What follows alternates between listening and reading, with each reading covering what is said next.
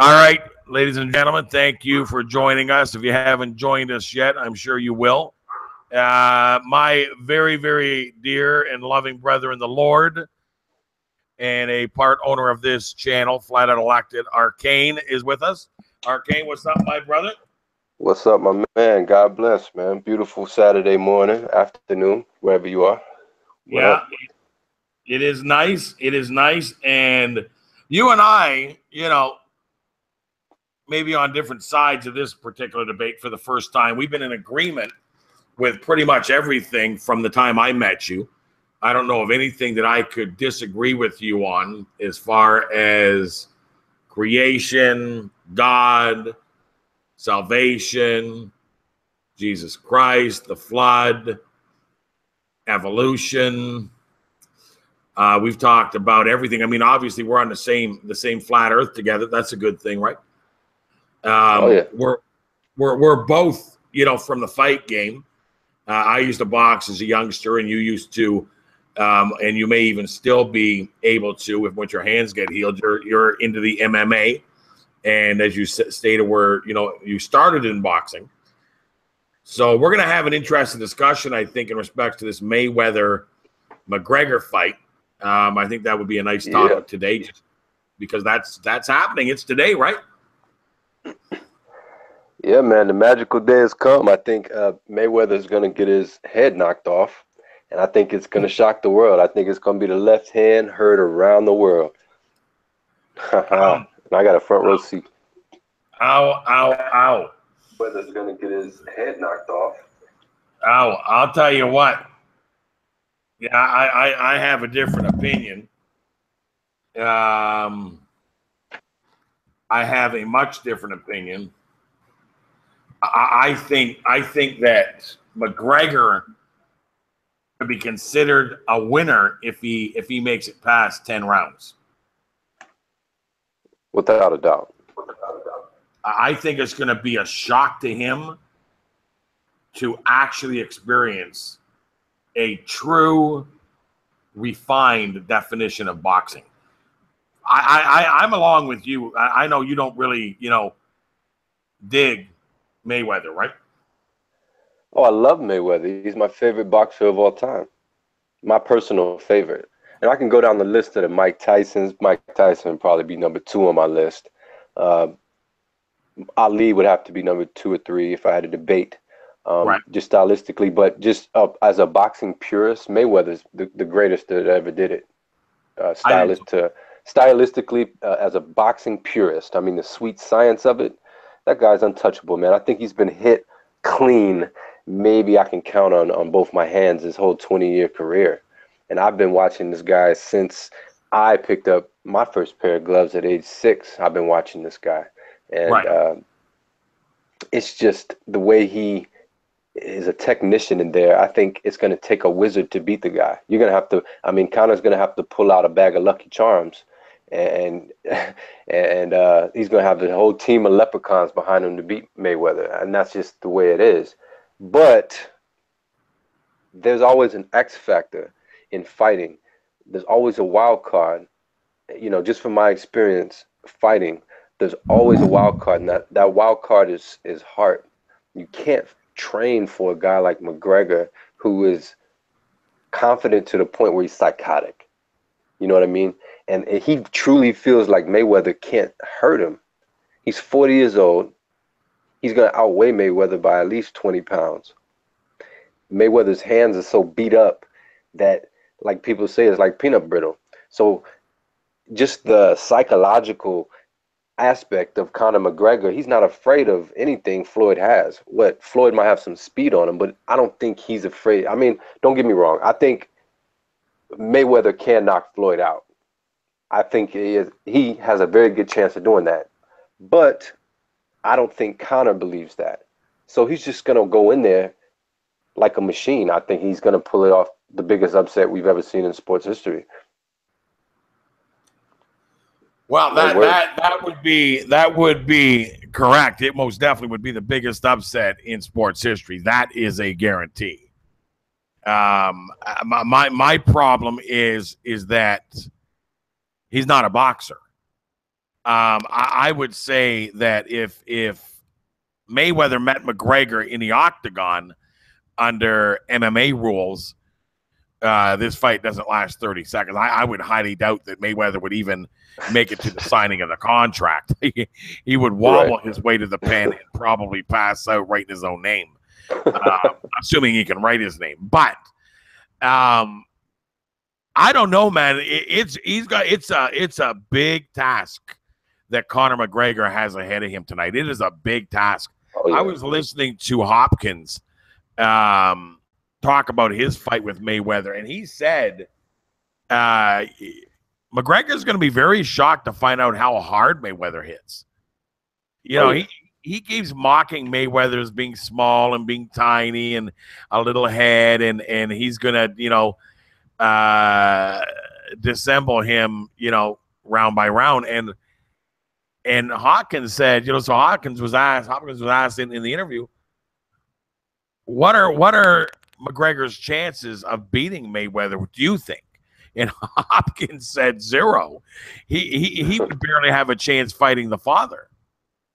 Right. Because Mayweather is pure. That is a pure 100%. There's nothing more he can learn to be a better boxer.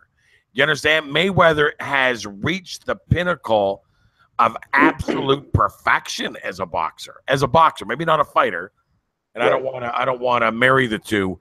As a boxer, I think it would be extremely difficult to put anybody up against him pound for pound. Absolutely. It's going to be interesting, though. I'll say that for sure, Arcane. It's going to be very, very intriguing. I refuse to watch TV. I got zero interest in probably everything going on in the world. But for some reason, I feel this is more than just a fight. I feel like there's a statement being made tonight in this fight, or there's a possible division being fed, a racial divide being fed. I feel like there's more to this event than it just being a boxing match. I think it's going to be very, very important. But I'm kind of like you in a sense. I mean, I've been listening to Mayweather's arrogance for years. You know, Moneybags Mayweather. This guy is as arrogant as it gets. And I was talking to a guy last night in my backyard at the get together we had here, and you know, he was like, "I want to see McGregor knock Mayweather out. I want to see him take his head clear off his shoulders." And so I just, you know, in playing with this guy, I was like, "Oh my God, what did he do? Did he rape your sister?"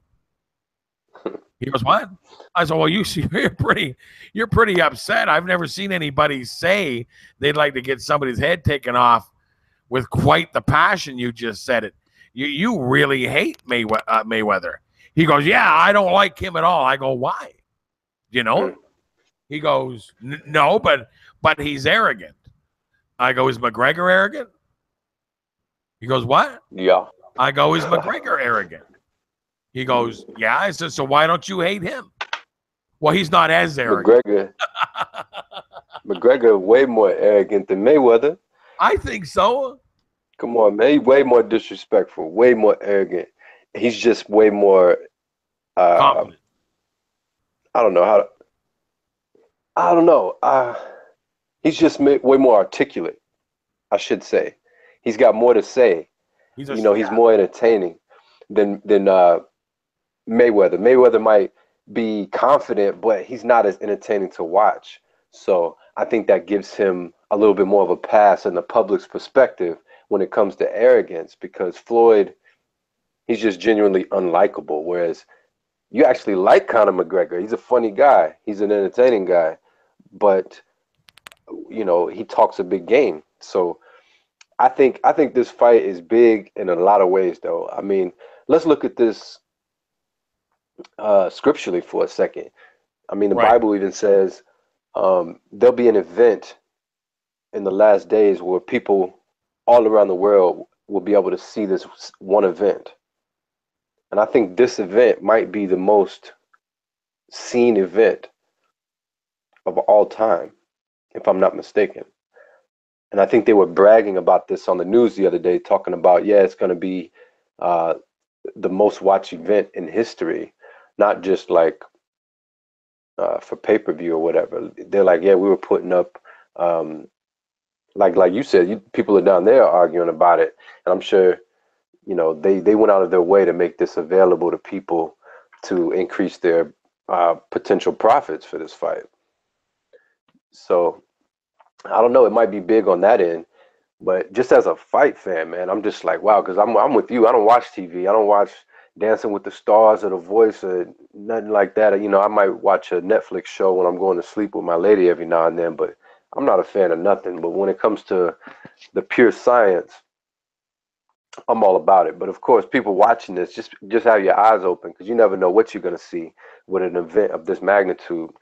Like, they could be, you know, hitting us with all kind of propaganda or whatever. So just keep your eyes peeled and stay in prayer while you're watching it. I mean, it's not a biblical event, folks. It's definitely not something I'm encouraging people to go watch. But, you know, it's fun. It's what I love. I love martial arts, and a few of my brothers are with me. So sometimes it's good to take time out and enjoy life a little bit, you know. So don't take the fight too seriously, y'all. Don't take it. I mean, this racial divide, I think, is a perfect. I think they can use this fight perfectly with what's going on right now if they wanted to push an agenda. So just keep that in mind, man. Don't let this divide us. I mean, I'm sure behind the scenes, Conor McGregor and Mayweather are toasting it up somewhere after the fight, you know, dancing with strippers or whatever they do. So don't be rioting if one person wins that you didn't want to win. Don't be rioting or nothing crazy, man. It's not that serious. So just want to let that be known. Right. Pray for both of these brothers, man. They definitely some greedy SOBs, and they're all about a dollar. So, you know, pray for these brothers. But yeah, if you watch the fight, just keep it cool, man. Pray for everybody. Keep it friendly. We don't want no beefs. Yeah, because it is going to be a serious fight. Yeah. Right. It's going to be a real fight. I don't think any of the predictions are going to happen. I think it's going to be a longer fight than most people expect. And being a boxer, what I think is going to happen is that McGregor's going to come out hard in the first 3 to 5 rounds, and then realize he's got another 8 to go, and for the next 5 rounds, you're going to see him get thoroughly embarrassed by the greatest boxer on the planet. That's just my take. Well, that's textbook, right? That's what any boxing analyst should say if he has any brains about boxing. But as a martial artist, I have to say that X factor is huge. Picture this, right? Floyd Mayweather may be the best boxer ever, but Conor McGregor's a fighter, bro. So just the psychological aspect of it, Floyd Mayweather knows that if any time Conor McGregor wanted to, he could take them gloves off and put him through the ground. Ain't nothing Floyd can do about it. He's fighting someone who is a genuine threat to him in all areas, not just with the hands. So I think maybe if Floyd's mind isn't as strong as iron in this case, because I mean, McGregor's mental warfare game is just bar none some of the best I've seen in combat, right? So if he lets Conor break him in that area where he puts that fear in him, like, look, I'll take these gloves off and just scrape you right now, and nothing you could do about it with your little hands, your little broke hands. Right. I think if Mayweather can be a warrior and overcome that, like you said, around the 4th, 5th rounds, he'll get in that groove like he always does and just pick you apart. Yeah, I can see Mayweather being smart enough to let Conor outbox himself the first 5 rounds and just be on guard and and protect himself. Because I heard McGregor's thought about this too, because I've heard McGregor on a couple of occasions in interviews say that he's going to hit Floyd so hard with the left that even if it hits Floyd's glove, it's still going to knock him out. Yeah. So he already understands that Floyd is going to be very defensive, probably for the first couple of 2-3 rounds before he starts, being offensive. Floyd is the best defensive fighter we've ever seen. Yep. And defense is as good as offense. And he's still quick, man. Don't let that 40-year-old age fool you. I mean, that's a quick dude, man. Go look at his last fight. And he in ain't shape. lose a step. He didn't super in shape. Start eating Twinkies and smoking cigars. He hasn't had his lips wrapped around the tit of a cow. Where this guy is still right.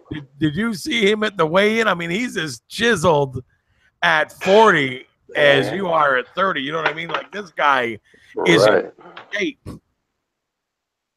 I was expecting to see an out-of-shape 40-year-old retired eating his money Mayweather stepping in the ring all frumpy and dumpy like George Foreman, but no, man.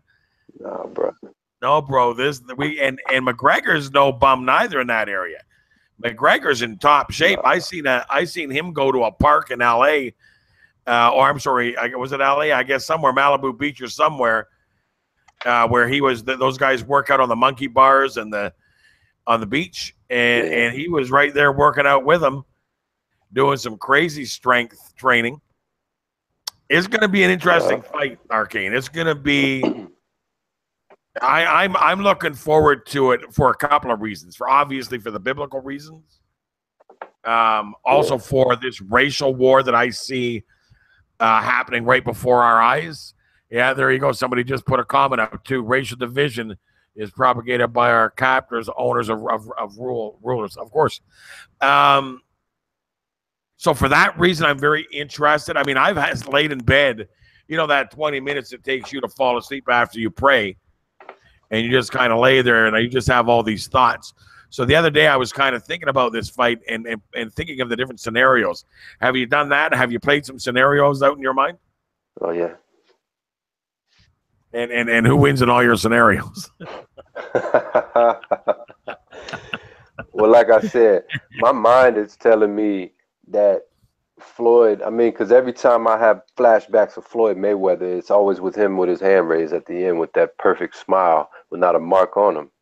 So It's hard to get past that for me and to envision someone doing anything other than what everyone else has done, 49 and 0. But my spirit is telling me, man, that this is something new with Conor McGregor, that I think that he has, if anyone can beat Floyd in this way, it's got to be Conor. I think he has an unparalleled sense of timing. I think he's gonna touch Floyd, and Floyd ain't gonna be able to take it. But with all that said, I still think Floyd wins. So I still think he wins. I hope he doesn't. Right? I did a video talking about the 33-degree Freemason connection in this fight. And it's very, very clear that Dana White is Freemason 33 degree.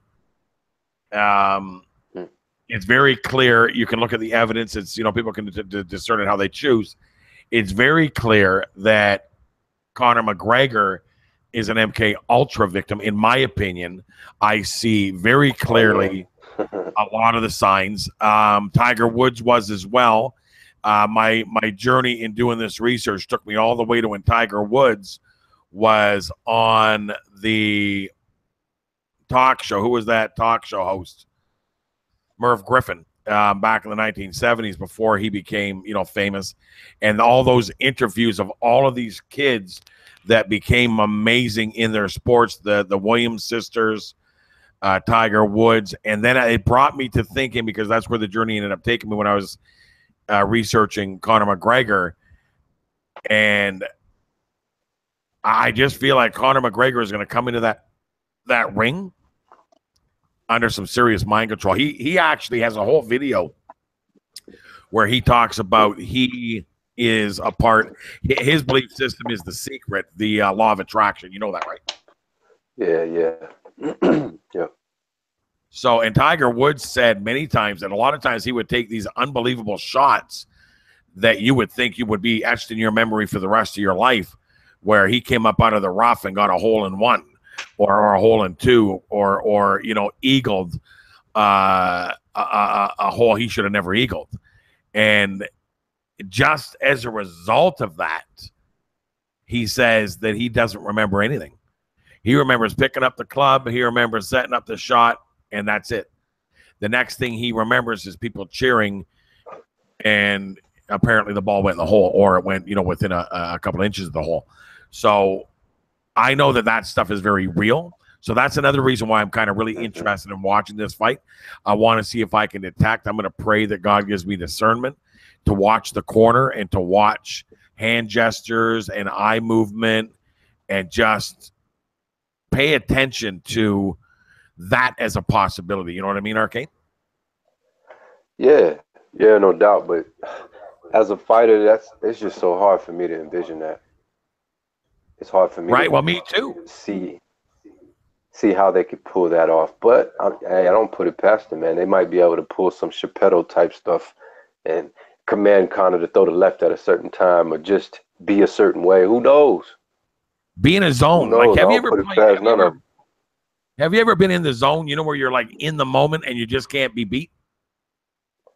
Absolutely. Like in a video game, or, you know, playing tennis or soccer or baseball or boxing or MMA, or just you're in that zone and it's like you're in a different world, and every single thing is, the focus is so HD in your mind that you can't miss. Right. That's what I'm going to be looking for tonight. I'm going to be looking to see any signs of that. Where either fighter, you can do that. Yes, Absolutely. Floyd, I think that's how Floyd wins all of his fights. I think he's in such a zone. I mean, it's just an unpenetrable focus. Right? You know? And many athletes talk about it. Yeah. Michael Jordan. How much of that is natural? Well, how much do you think of that is natural versus how much is induced by some external entity? I think it's a combination. Because I think it can be harnessed naturally, but I think at opportune times, like you might suggest, they could use it to make an athlete or an individual do a certain gesture or play to the camera in a certain way. It'd be interesting to pick that apart and see. Right? But it's so difficult to tell which is which.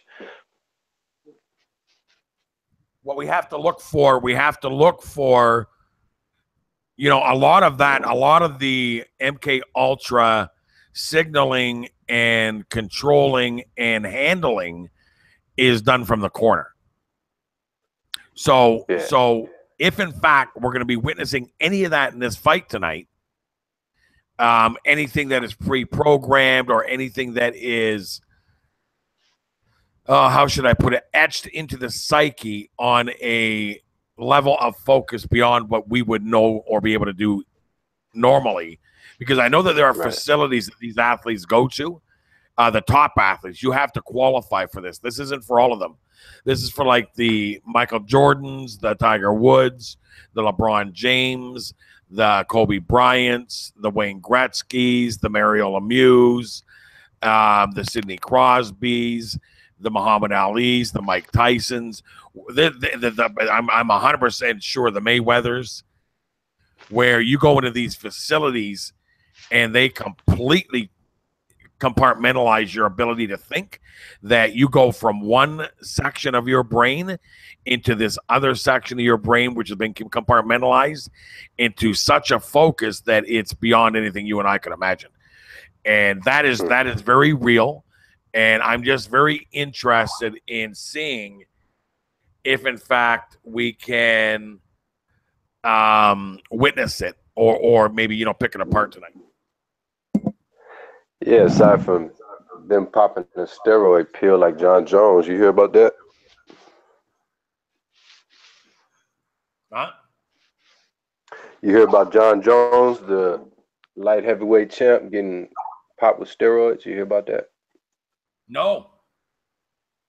Oh man, yeah, yep. Oh. Got him for steroids. But aside from that, yeah, let's see if we can pick up on things. But I'm curious about the MK Ultra in this respect. Like, how far do you think they take it on a consciousness level? Like, I make it to the UFC, right? And you're watching me up there, right?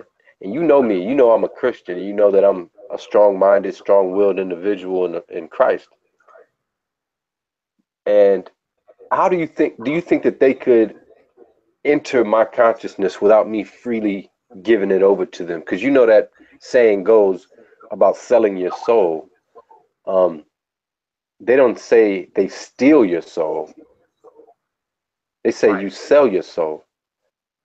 So you barter it. right.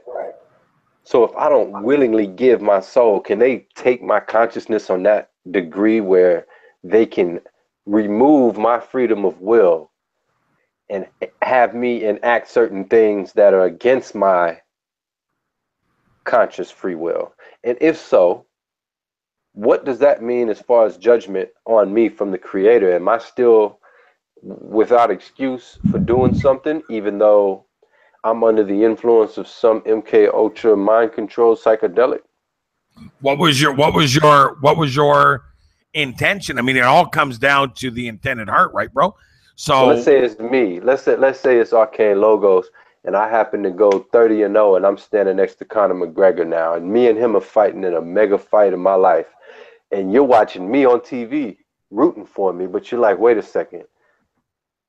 What if they got him under some kind of mind controller? What if they, and you see me doing all the press conferences, you see me, on TV promoting the fight, and you're wondering if someone's got their hand up my backside like a puppet.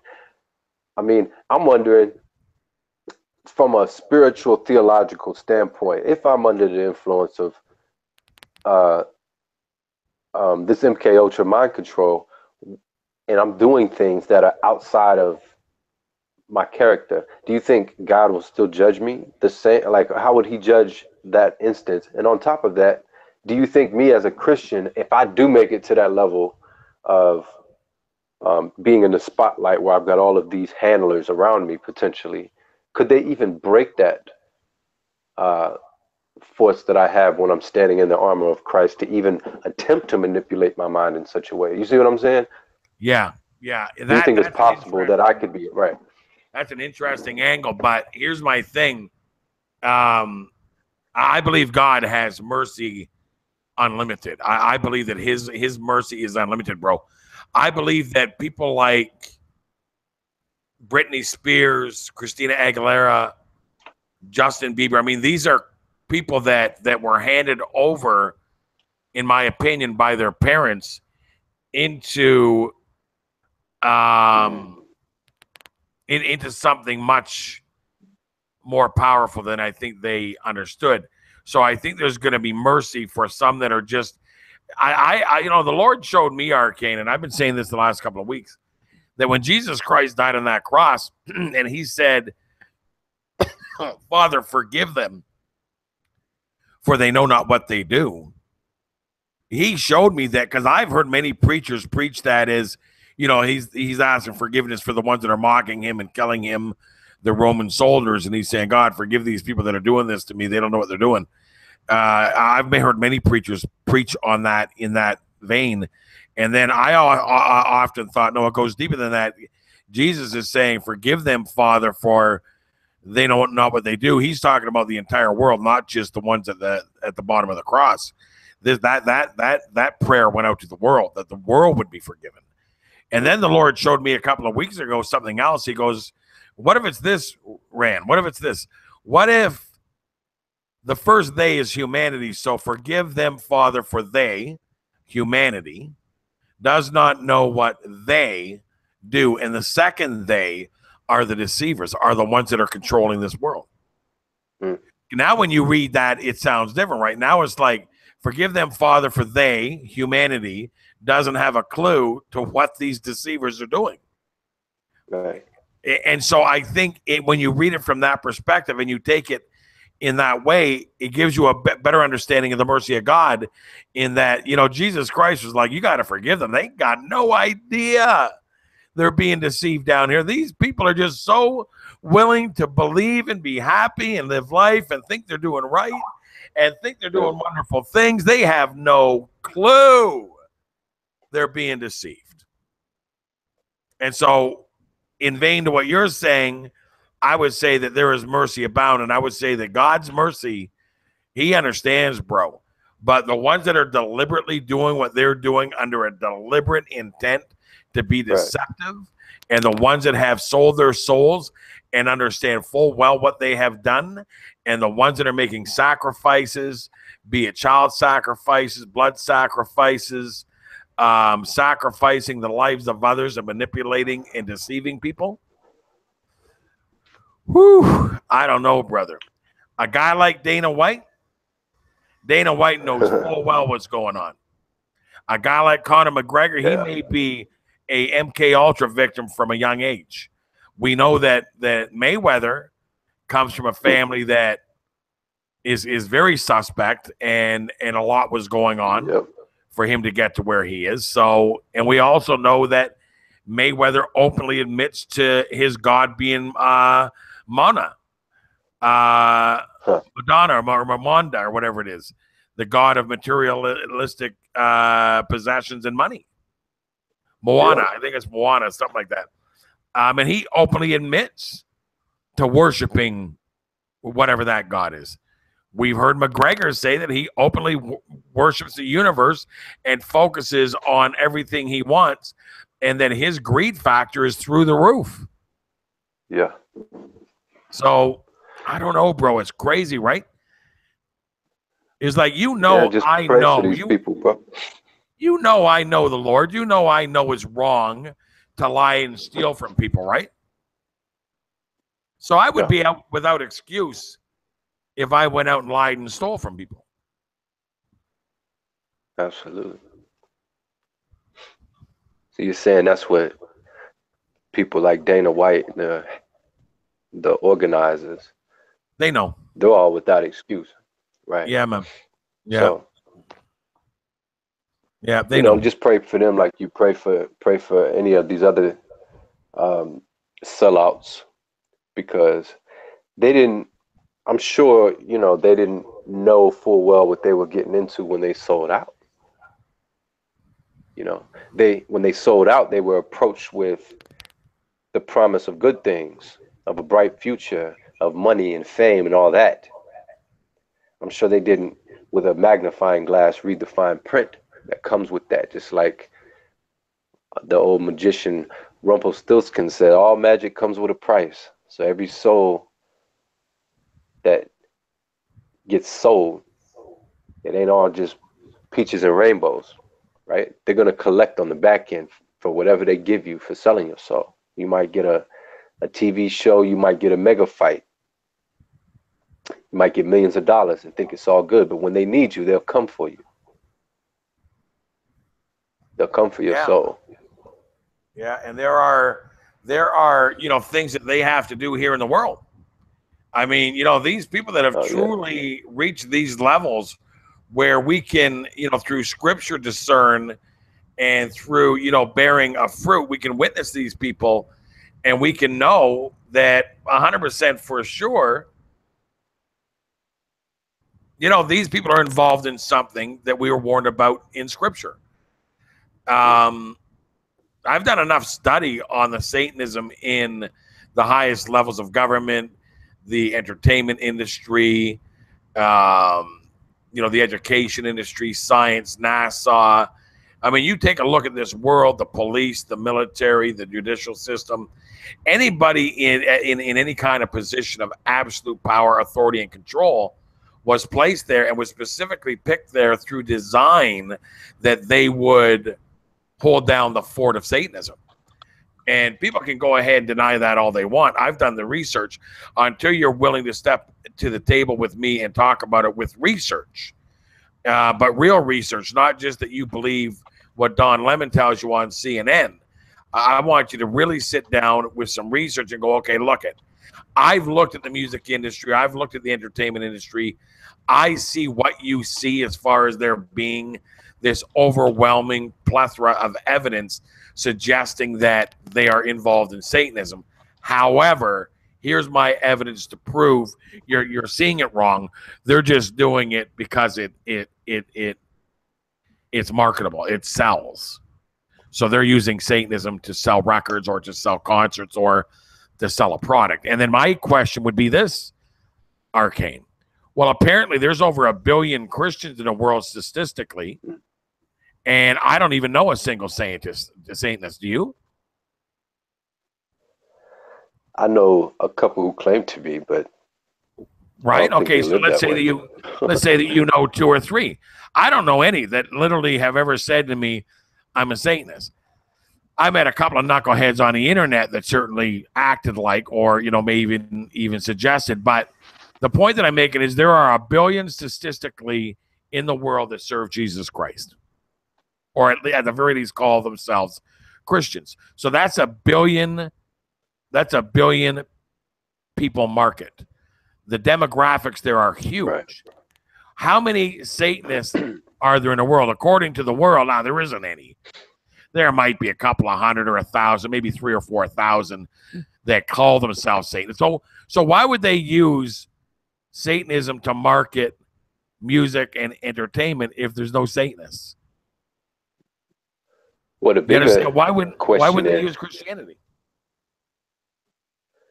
Well, why do you see all the entertainers and politicians and people at the highest level, the so-called elite, pledging allegiance to Satanism and Luciferianism? Why do you see it through all their symbolisms and hand gestures and hand signs and the cloaks that they wear and right. all of their artwork and their album covers and their movie covers? Why? If Satanism isn't a real thing, an ism, why do these people believe it? And if they don't believe it, why are they flashing Satan's gang signs all over the place? That doesn't make no sense unless it's a psyop. And I've seen Mayweather flash devil horns. I've got images of him playing on. Now, why would a boxer who really has nothing to sell, boxing sells itself, you're not, using Satanism to sell the sport of boxing. I see where you might use it to sell a record to a young kid or a song to a lost person. But I don't see why a guy like Mayweather would be doing the double devil horns and doing the okay sign over his eye and the triangle. I don't see why he would need to be doing that any more than I would see George Bush or the Clintons or Obama, of which they've all done it, even Trump. Right. So it isn't, right? Yeah. Right? So it isn't a joke. So somebody believes it, whether there's a guy in the comment section and he says Satan isn't real. And regardless of whether you think Satan is real or not, the people who put in place the policies that you adhere to on a daily basis, they believe he's real. Right. The people that make up all the entertainment you watch, they think it's real. Right. So whether you think he's real or not, it behooves you to at least be aware of that. Exactly. I don't care. Diligent, in protecting yourself, because right, exactly.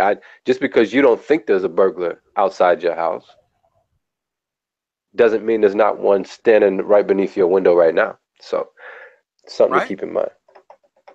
Yeah, I could care less that people say Satan doesn't exist. You're not the one with the platforms to condition, influence, and manipulate humanity. You're just some guy half drunk on a 6-pack of beer in your mom's basement. Why would I care what you think? The ones that have control over this earth, the ones that control the televisions, the music industry, the movie industry, politics, science, the education system, the judicial system, there is evidence that they're all serving, or at the very least acknowledging, Satanism whether it's through hand gestures or actual statements coming out of their mouths. They believe it's true. So why would I care what you believe in your mother's basement? And don't get me wrong, that's not a slough on anybody that's renting their mother's basement. Okay, I get it. But it's just a fact, sir. Right, but don't sit in your mother's basement talking about Satan doesn't exist when the people running this world very much believe he does. And they're the ones with all the money, all the power, and all the authority, and all the platforms, and all the fame, exactly like the Bible says they would receive if they sold their souls. The Bible says, so what should it profit a man that he gains the world but lose his own soul? So the Bible acknowledges that those that sell their souls and serve Satan would have a lot of money, a lot of fame, a lot of fortune, and a lot of power, and hold the seats and platforms to be able to manipulate, condition, and influence humanity. So try to let that one. Hold on, this guy said these guys equal Alex Jones equal controlled opposition. Anyone who is claiming the devil is behind every shadow. Wow. Well, Tetrahedron, you're more than welcome to come in and defend that, but I think our subscribers know full well we're not anything close to Alex Jones or controlled opposition. If that were the case, why aren't we propped up where they're propped up at? And why are we exposing people like Alex Jones and controlled opposition? So just, stay tuned and listen. You'll probably see that, but it's all good, brother. We still love you. But yeah, the Bible. Go ahead. Oh yeah. Before I forget, man, I think Pillbox was asking for the link in the. He can't get it from me. He can't receive anything from me apparently. For real? He can't get my G+. I'm dying for him to come in. Here, I'll try to get it to him, but I already sent it to him the same way you got it. Apparently, he can't get my messages neither. Huh. Well, that's a bummer. Let me go ahead and see, which now makes me think that it's on my end, not yours. Here, let me just try. Yeah. I'm going to send it to him this way. Yeah, I'm going to pull up. This is a good topic for him, too. He'll like this topic. Oh, yeah.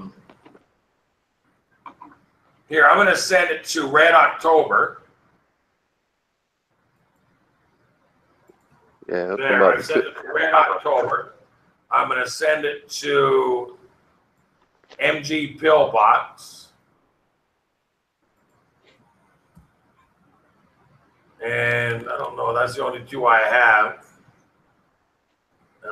Put it in the Hangouts, the side chat in the Hangouts.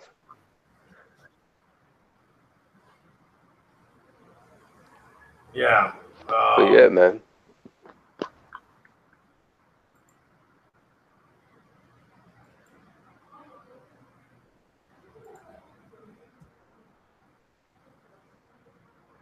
Okay. Yeah.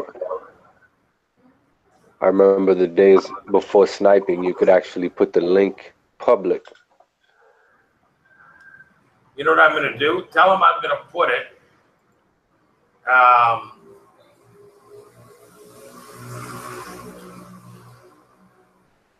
Tell them I'm going to put it on the Flat Out Elected page. And I'm only going to keep it there for 5 minutes, and then I'm going to remove it. This guy Tetrahedron says again, he said, these guys claim celebrities are all satanic sex slaves, all capital, all celebrities without exception, they claim. This is how you know they are controlled op here to delude truth seekers. Well, I never said all of them, but a great deal of them probably are based on the evidence that we see. So I don't see how that's evidence that we're controlled opposition. Maybe you are listening to too much Alex Jones if you're comparing all so-called truth seekers to Alex Jones. I think you're being hypocritical in your assessment of us. Is if you're saying that we're saying that all celebrities are that, But you're trying to classify us with Alex Jones. We're not all like Alex Jones. We stand on the Bible. So I don't know, what controlled op stands on a platform of biblical truth while exposing Satanists. I don't know, how much Alex Jones is over there giving the truth of Yeshua, but I haven't seen it. I don't see Alex Jones exposing flat earth. I don't see Alex Jones exposing all of these Freemasons that are around here doing these fake hoaxes. I mean, he might tell you some truth, but he's not hitting hard like some of the people on this panel are hitting hard. So just a thought. You don't have to take my word for it. Hey, listen, man, we're going to hear all this garbage, though, Arcane, because we love the Lord. I mean, we love the Lord, bro. And I believe, this is what I believe. Now, you can go ahead and call me a shill. You can call me controlled opposition. Here's what I believe. I believe my Bible is 100% for sure correct when it says that the world is greatly deceived. I'm going to take that and believe that I can trust nothing with the exception of Jesus Christ as my Lord and Savior, and that I'm going to come through Christ with discernment, and that I'm going to ask the Lord to make sure that when it comes to anything that I begin to believe or understand, that it is the truth through the discernment of my Lord and Savior. I can be wrong sometimes. I do agree that, most of Hollywood and Hollyweird and the music industry, I think most of them are absolutely involved in Satanism. Could I be wrong? Yeah. My research doesn't say that, though. My research says you can speak on it now, Rand. You've done the research. I've given you the discernment. I've blessed you with this truth. You can go ahead and speak on it. Okay, so we have a guest appearance by Adrian. How are you, Adrian? Yo. I'm very good. Thank you very much. Okay, so we're going to have to ask you some qualifying questions. The first one, are you a Christian?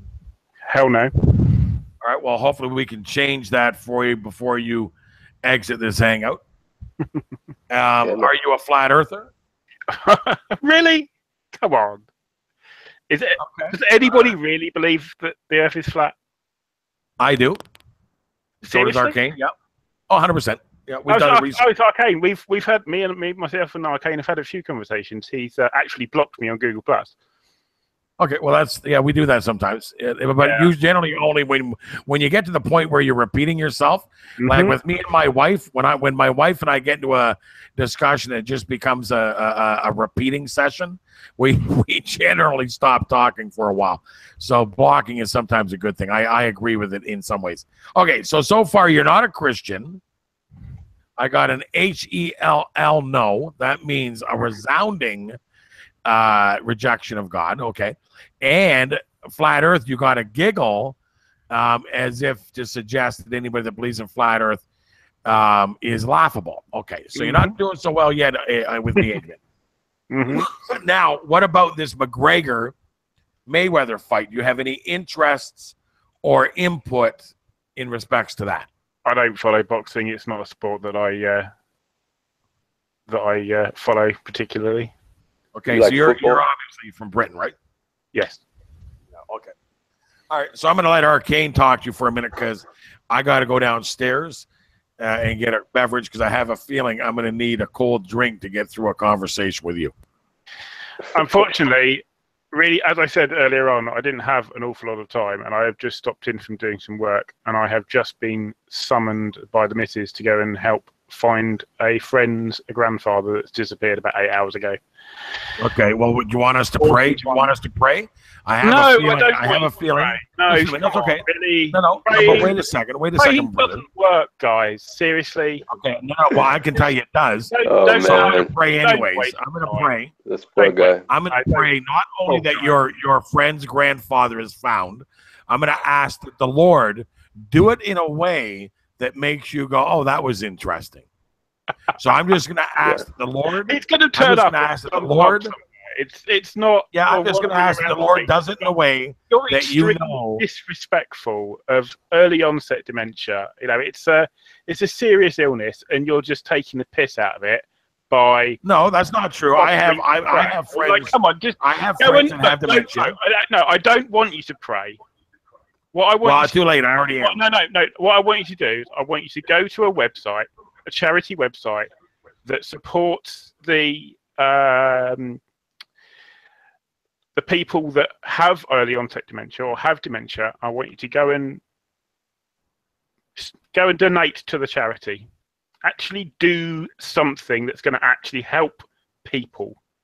Okay, so are they going to remember? Are they going to remember my donation? Yeah, they will. Yeah, no, because it all goes towards helping. No, because there. No, listen to me though. There was an Alzheimer's group outside of the Walmart, and I went into the Walmart, and on the way in they asked me to donate, and on the way out they asked me again as if they didn't remember. So I'm just. So what? And you never know where that money's going, so you're gonna, Yeah, bro. You know who I donated to yesterday? Wait a second, brother. I donated to a troll that has called me every name in the book and mocked and made fun of me and done videos on me, calling me a con man, a liar. His name is Sean Mitchell. He had a leg amputated last week, and he did a video this week calling me out to donate. And if I didn't donate, then I wasn't a very good Christian. He even called out Arcane as not being a good Christian, Pillbox, and said we were all scumbags if we didn't donate to his cause. So guess what I did? Spammers of the internet. And guess what I did? I donated. This channel donated money to him. Right.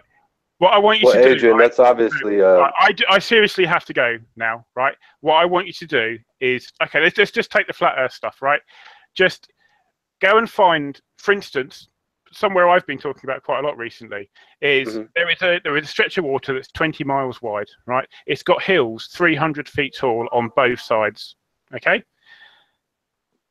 If you stand on the beach on the French side, you cannot see the white cliffs of Dover. If you stand on the hilltops directly above the beach, so you're 300 feet high, you can now see. Yeah, see, that's my wife. I have to go. Right. Well, take it easy, Adrian. You can see the white cliffs of Dover. Again, bro. Why can I see the Chicago skyline across Lake Michigan, Adrian? That's 50 miles. That's not possible on a ball. So maybe you should look into that experiment. Have you looked into that one? 50 miles. What was the height you were at 50 miles. Yeah, what height? Sea level. I was sea level. Sea level, water bro. always finds its level. Right, and what's the tallest building on the other side? Oh, for God's sake! You could see the entire skyline, Adrian. It doesn't matter. The fact is, 50 miles on a ball, you shouldn't see anything. But you see it. So it's good talking to you, though, Adrian. Maybe next time you'll have some better evidence. Bye.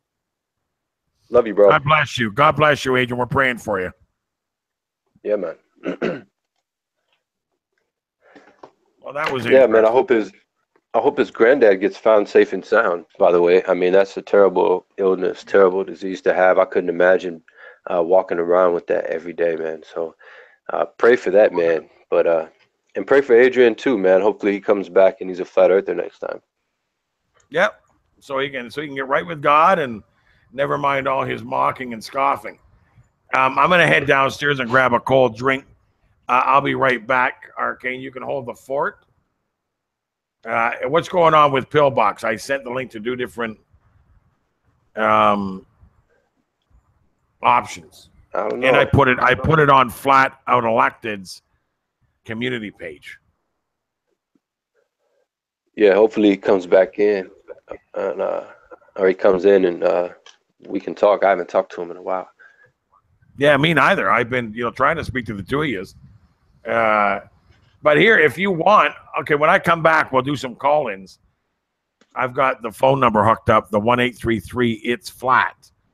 That is a beautiful toll-free number that we own. 1-833-ITS-FLAT. That's a good number to call. Okay, I'm going to go get a cold drink. I'll be right back. Right on. Yeah, man, this guy Adrian said, you can't see it, but I can see Chicago 50 miles away. I was just on the Atlantic Ocean, and I took a picture. I put it on my page, and I was on my balcony. It was maybe 15 feet above sea level, And from left to right, you can take in a good 20, 30 miles of horizon from left to right. Now, they tell you that ships disappear over curves from 5 to 6 miles away, but you don't see any curve whatsoever from left to right on the horizon for over 30 miles, 20, 30 miles. So that makes absolutely no sense. And if you look at the Earth curve calculator, you know, the rate at which the Earth should curve over 20 miles, you're not seeing it in any photograph. So most of the time, what I hear from people is the same old, you know, lame ball earth answers. Like, why can't I see something this far away? There's plenty of answers for that, but the question is, why can't I see this from 50 miles away, 100 miles away? But they don't want to talk about those things. They just want to talk about the things they can't see, you know.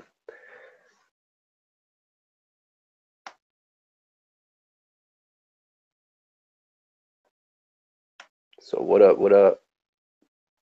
Yeah, it's funny they mock but still watch. Yeah, because they know that they're not that confident in what they believe.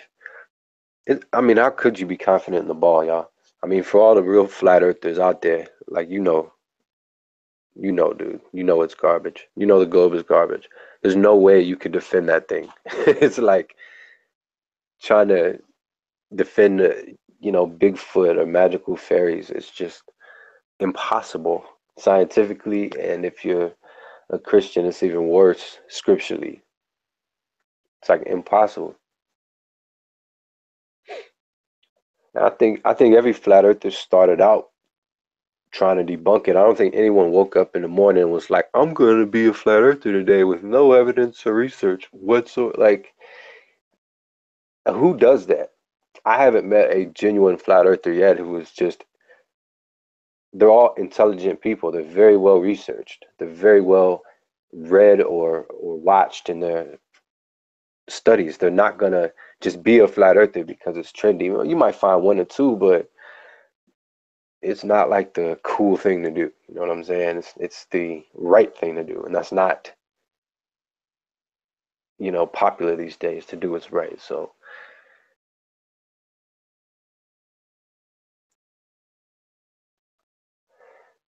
yeah, a lot of people say that, man. A lot of people say flat Earth saved them, brought them to the Christ, brought them to the gospel, brought them to the truth of who they are, but where they are. I mean, how powerful is that? Like, you finally realize where you are. You're not on a spinning rock. You know, I think it's very significant to us to know who we are, where we came from, where we are. Some people, the truth hurts, man. You know, they want to be on a flying space ball going to infinity and beyond, right? They want to be on a rocket ship exploring the galaxies and all of that. That sounds, in their mind, appealing because they're their own boss, essentially. If the Earth is nothing but a space rock flying through infinite nothingness, going nowhere, then their own authority is themselves. They don't have to answer to the supreme Godhead who made this place. We're in a realm, not a planet. We're in space, not in outer space. So, exactly right. Star Trek and Star Wars junkies, man. That's who we're dealing with. A generation of brainwashed zombies. Can't think for themselves, have no original thoughts. All they can do is repeat what they remember from their slave training and their programming. That's it.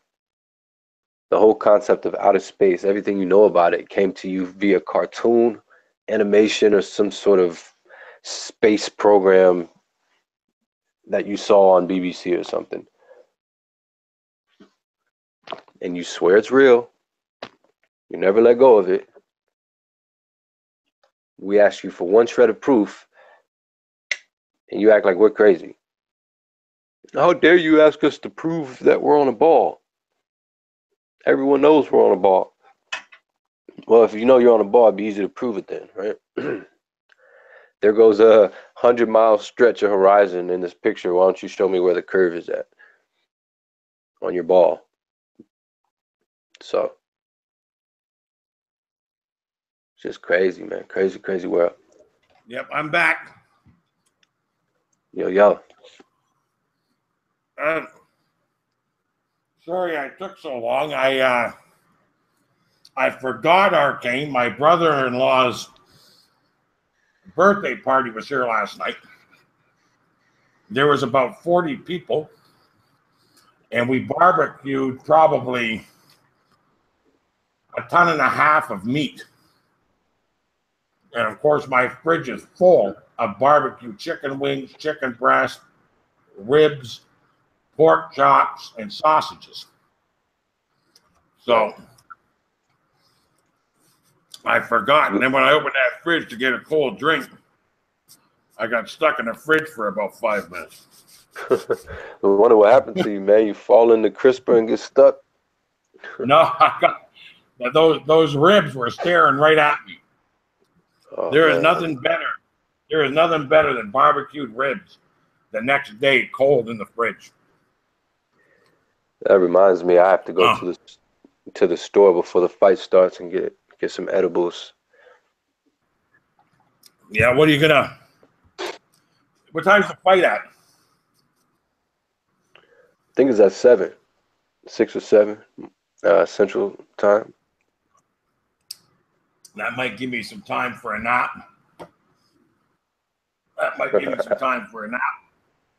Because I'm that guy. I need, if I'm going to go hit the town, I'm going to need a nap. I can't deal with people unless I'm well rested. Think you're going to hit the town, huh?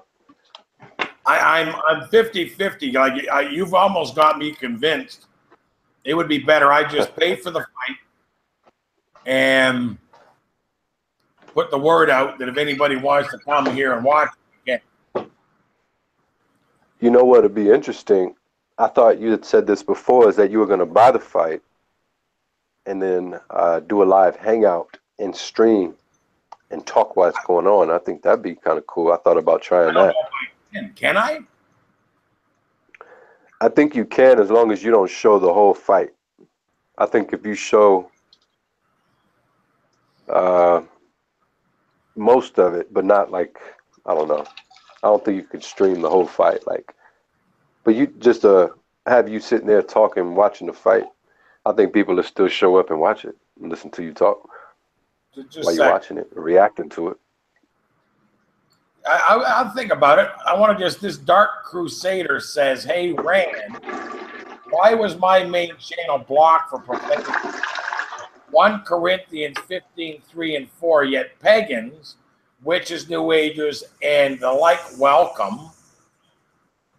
And how comes you are okay with taking the Lord's name in vain? I'm not taking the Lord's name in vain. I am definitely not okay with taking the Lord's name in vain.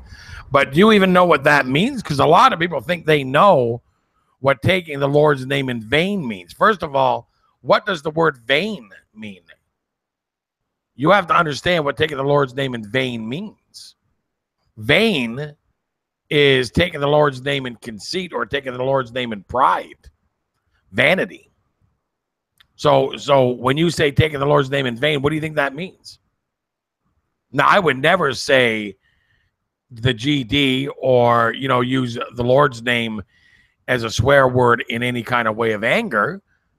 But I don't think you understand what using the Lord's name in vain means. I think you think it means something else. Yeah, it seems like a troll. We've got a few of those. Had to watch the chat. Yeah, just a little bit of insanity going on. But, we live in those times, bro. We live in some serious, serious times. You see the video I just put out? I put a few out, but I just put a new video out today. And it's called, just a second, it's called Hurricane Harvey, a subtle warning from God, gays beware. So that hurricane that hit Corpus Christi, Texas, you see that? It entered. Did it? It entered at Corpus Christi, Texas. Did it hit? Yeah, it hit Texas. Did it hit already? Yeah. Oh wow. No, I haven't seen that.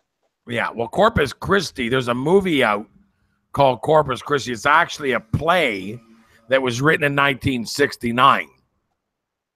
A guy wrote a play, Terrence, whatever his name is. He wrote a play called Corpus Christi, and it depicts Jesus Christ as a homosexual and the disciples as all gay men. And it's a play that he wrote in 1969. Well, that play has recently come back to life and is being played in Texas. So I want you to keep in mind Corpus Christi is the name of the movie, and the town that the tornado hit was Corpus Christi, Texas. Interesting, right? But it gets even more interesting because the movie was written in 1969, and in 1970 was the last time Corpus Christi ever got hit by a hurricane. So both times that Corpus Christi got hit by a hurricane were the first time was when this movie was written, and the second time was when this movie came out. Wow. That's interesting. Right?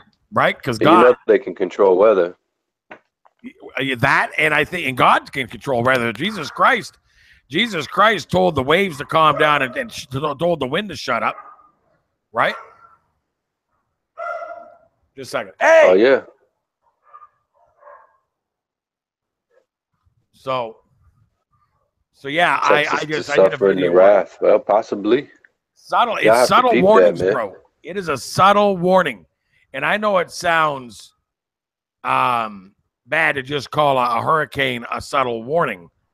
But if you know anything about Noah's flood, then you know that the hurricane is a subtle warning comparable to the wrath of God. You got to know the wrath of God in order to understand that, you know, these hurricanes, as hard as they are for people that are caught in them or involved in them, that's just a subtle warning. God could do a lot worse than a hurricane, and is going to.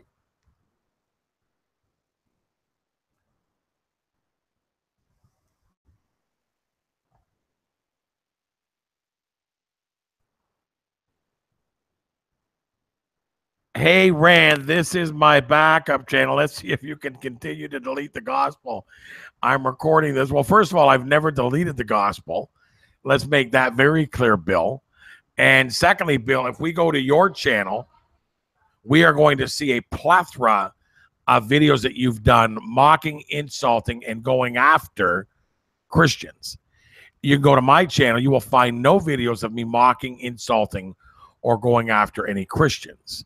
You see, when Jesus said you'll know them by their fruit, in other words, we'll know them by what they produce. And that's why they call these videos, you are the producer of the video. So the video is your fruit. And the fruit on your channel stinks. It's all rotten, Bill. Everything you do is to mock and insult other Christians. That's all you've ever done. He's an easy believism Christian. He says that all you have to do is believe on Christ. That's it. That's all. And then you can go get drunk and go smoke crack and go commit murder, and you can do whatever you want as long as you believe in Jesus Christ. That's all good. We have two different takes on that. I think that if you truly are in Christ, you would not have it in your heart to do any of those things. So if I was you, Bill, I would go and accept the Lord and get real serious about Jesus Christ. Your easy believism preaching is going to meet God in judgment, and God is going to say, I never knew you. I just ask that you consider that and go get right with God. Pillbox, what is going on, my brother? Flat out elected. Mr. Campbell, Arcane Logos, what is going on? Can you hear me, and do I sound good enough to speak? Like a rock star. What up, bro? Nothing. I've just been slaying demons and placing heads on my walls. You sound like Rose Patton with a voice changer. Yeah, well, there's a lot of blood to be spilled, man.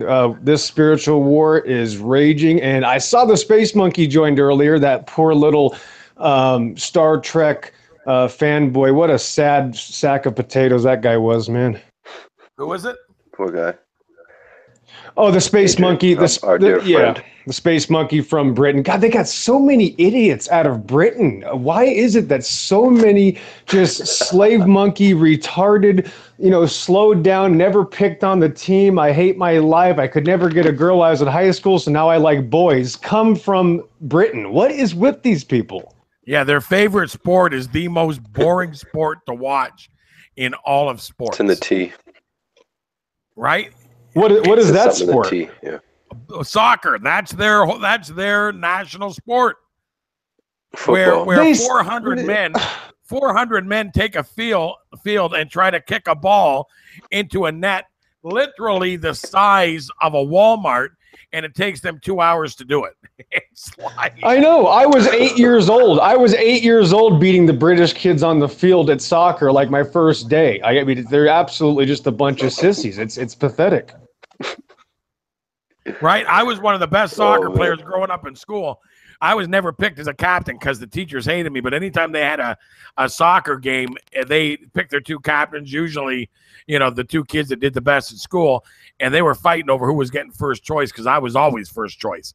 If I was on your team, you were winning the soccer game. I was a good soccer player, but it most certainly wasn't my favorite sport. My favorite sport, Arcane and I were talking about, would be boxing. And yes, sir. So we were kind of talking about that earlier.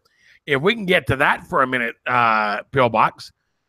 Yeah, I know you've got some fight understanding. What are your thoughts on this fight tonight? Are you going to watch it? What's going on?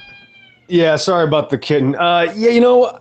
It is so fascinating because it's never happened. I hate to admit when these idiots say that it is going to be the biggest sporting event in, pretty much modern history.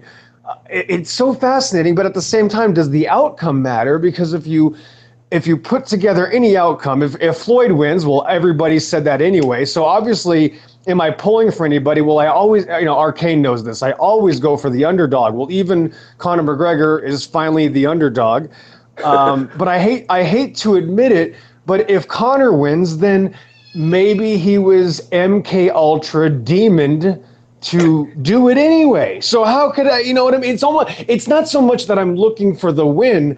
I'm looking for something really crazy to happen. Like what if Floyd gets frustrated first and throws one of his elbows? I mean, speaking of elbows, Floyd is a master at slipping elbows into the eye sockets and foreheads of men. Well, if he does that to Conor's going to return the favor, and we're going to have a bum rush of 1,000 people on the stage. That's why I want to watch it. To be honest with you, I hate to admit it that I like a good train wreck, especially when it's a 747 crashing into the train. I certainly will be finding a location nearby to go and watch the event. It should be a spectacle. There will never be another ridiculous asinine Jerry Springer sporting event like this for probably the rest of history. I'm certainly going to pay attention. I've been a fighter my whole life. I was knocking kids out and bullies on the playground before I even knew what fighting was. And it's just in my heart. I was just, God, he programmed some of us to be fighters. I'm clearly, and I hate to admit that I do spend a lot of time watching boxing. But nobody even knows. The baddest people on the plane of existence are Deontay Wilder and Anthony Joshua. As far as I'm concerned, we haven't had somebody like that since Foreman and Ali. But now we're watching defensive fighters, which aren't even fighters in my opinion. I believe fighters have to go forward and push forward until they win. That's the way I look at fighting. I'm not a smart fighter. I'm ending the fight as fast as I need to. So. You can't help but want to watch it. You cannot help but want to watch it, though. The 8-ounce gloves thing, I think Floyd's going to go to the body because why not? You know what I mean? But at the same time, because of the MMA background of Conor, well, actually, people don't know that. He actually has been primarily a boxer since his inception in combat sports.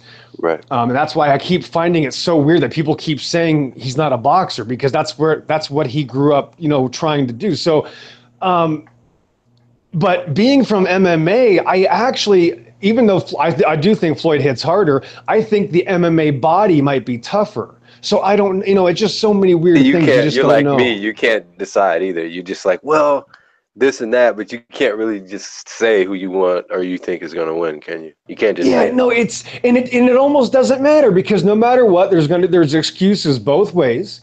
Excuses for Floyd. Floyd, well, he's 40, and he's already been through so many fights. The odds of continuing to win are going to get slimmer and slimmer as you win. And if Conor wins, or if Conor loses, well, of course, everybody said he was going to lose anyway, including the entire boxing world that said he doesn't have a chance from the beginning. Now, I do think that's not true. I mean, I've been in fights and won, I think, more ridiculous chances in my lifetime. So if I've seen it firsthand, if I've been on the playground and got, and I choked out a 280-pound bully when I weighed 135 pounds, and I don't have any training, and I don't go to gyms, I don't spar, I don't do training camps or anything like that, and these dudes were wrestlers and things like that. So it's really not that big of a stretch for Conor to win anyway, as far as I'm concerned. He's a 4-time world champion. Right, exactly. And I hate to admit it, but he did make Nate Diaz look stupid the second time around. Apparently, I guess he was sick the first time. Well, he did by your standard, I should be able to go and beat LeBron James in a one-on-one game of basketball. I don't even think that's even kind of a good comparison. Conor has been boxing since he was a teenager. No, but Conor's been practicing boxing since he's a teenager. I don't think you're a basketball player, Brandon. I've been practicing basketball my entire life. You've been bouncing heads off the wall. That's not basketball, Okay, so listen to what I'm about to say to you, brother. We've got an amateur boxer going up against a world-class proven champion. I mean, like, this guy there is a difference. Yeah, a world champion at running from the fight. Yeah. No, not necessarily. He's taken some big blows, and he's fought some pretty big fighters. I mean, he fought Pacquiao, Hopkins. He fought De La Hoyas. I mean, you go down the list. He's a plethora of people that thought he was an easy mark, and every single one of them have come out over the last couple of weeks and said McGregor's in for a surprise. If he thinks Mayweather can hit, and if he thinks he's just going to go in and dissemble Mayweather, they have no idea.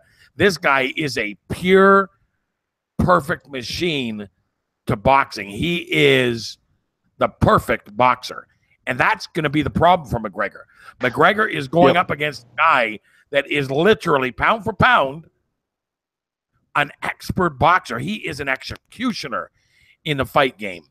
It's going to be an interesting fight. I think I'll agree with your first statement. I'm going to be looking for the MK Ultra signs early on in this fight. My prediction is McGregor is a winner if he can get through 10 rounds. I think he's going to come hard the first 3 to 5. I think he's going to tire himself out, and I think that Mayweather is going to embarrass him through to 10. And I think that's my prediction. Okay, right. And I agree with half of that at least, or 51%. However, if McGregor wins, though, we're both going to come to the conclusion that, or all three of us are going to come to the conclusion that he's probably demonically possessed to win. I think that's what MK Ultra, I believe, is a window for the demons to take over you. That's my theory. So whoever wins, they were under the influence of a demon. That's what I know. That's what sucks about this. Like, how can we really tell if it's real or not? Anyway, that's the biggest problem about this. I saw that video of Dana White looked like it had his hand up Conor's butt like a puppet. What was that about? I don't know. I saw that too. He could have had his hand on the chair for what I saw. Well, why though? But Conor doesn't is Conor the type of guy for you to just like lay his hand near him? He's not, right? Like, that doesn't make any sense at all. Let me tell you something. Weird. Also, I don't know. Also, Dana White was doing the M sign on his own leg. You seen him actually stretch out his 2 fingers to make the M with the 2 middle fingers held together. He deliberately, and when he does it, he looks over at somebody and looks back at his hand gesture to make sure they see it. There's a lot. I mean, this is deep. There's a lot going on here. But just as far as a fight is concerned, I don't know how McGregor handled Mayweather. I really don't. That's what I'm saying. If he wins, you're not going to believe it was him. We're gonna have to assume that he has sold his soul maybe 6 years ago. And he is being possessed by it, just like you were saying earlier. Tiger Woods goes, yeah, I picked the club up, and all of a sudden I hear cheering, and I hit a hole in one. I mean, that's not him hitting that hole in one, right? So, in the confidence that Connor has tells me he knows something. That means that type of confidence I've never seen before. That type of confidence says that he has been guaranteed he's going to win. You know what I mean? Like, that's what I see. I think he's applying the martial arts philosophy in full effect, like no one's ever seen on this professional level before. He's trying to be Bruce Lee incarnate with what he's doing. Yes, he is. And I think it's because he is breaking. I've never seen Floyd broken like that. In all of my 2 decades of watching this man be the best at talking down his opponents and breaking them before they go into the ring, Connor's not shook by that. And I think he's applying that Bruce Lee philosophy in his training and in his mental game. And I think he truly believes everything he says. So, and coming from a mixed martial arts perspective, like as someone who aspires to be in the position of Connor, where I feel like I could step in a boxing ring and be just as successful as I have in my entire mixed martial arts career, because I have a firm knowledge of not just boxing, but fighting, martial arts, and movement.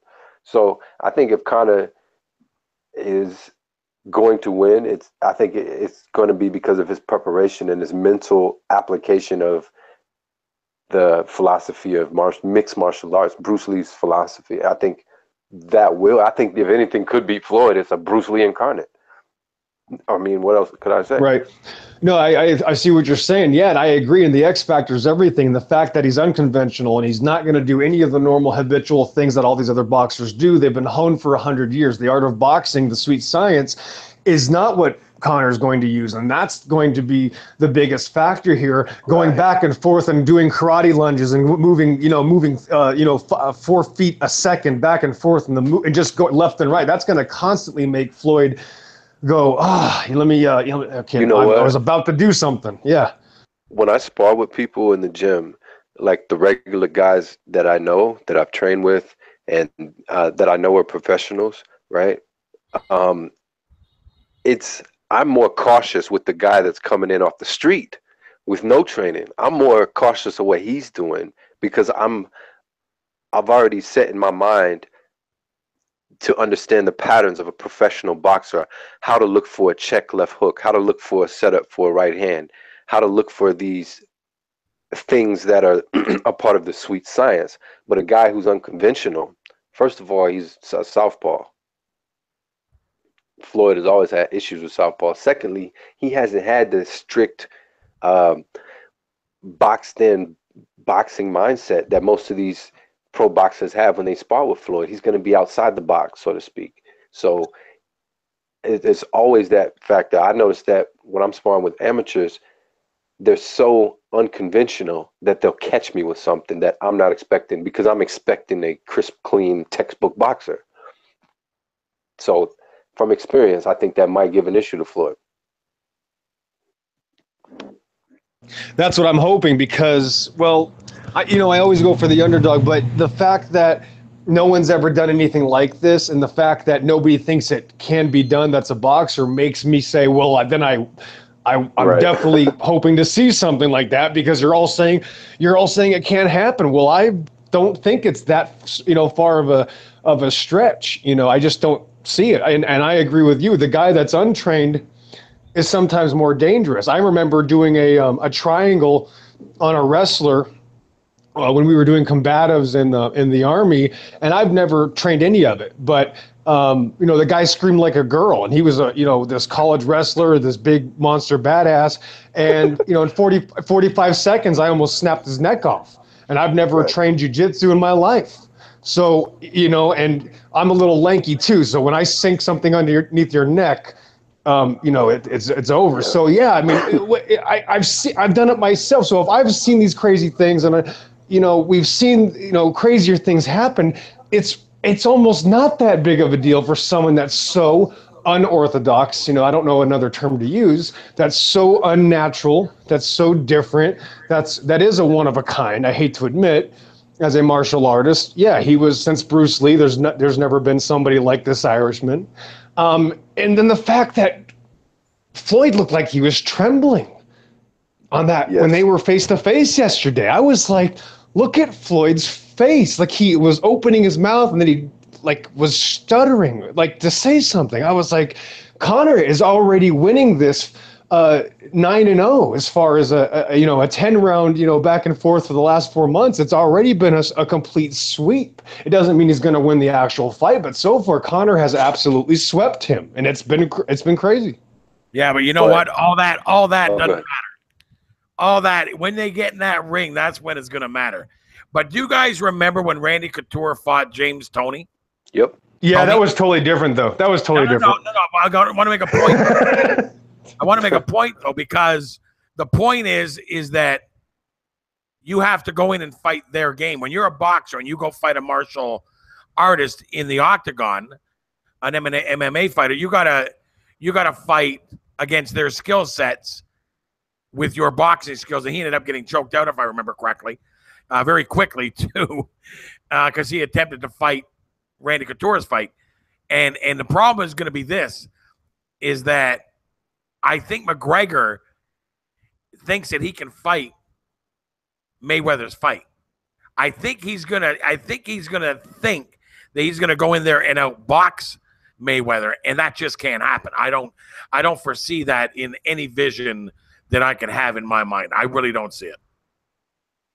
That's why I think it's going to happen. I think because we are in strange days, Rand, it's going to be a second-round knockout, Conor McGregor, because it shouldn't happen. That's why I believe I have a complete opposite philosophy of everything, or whatever you want to call it.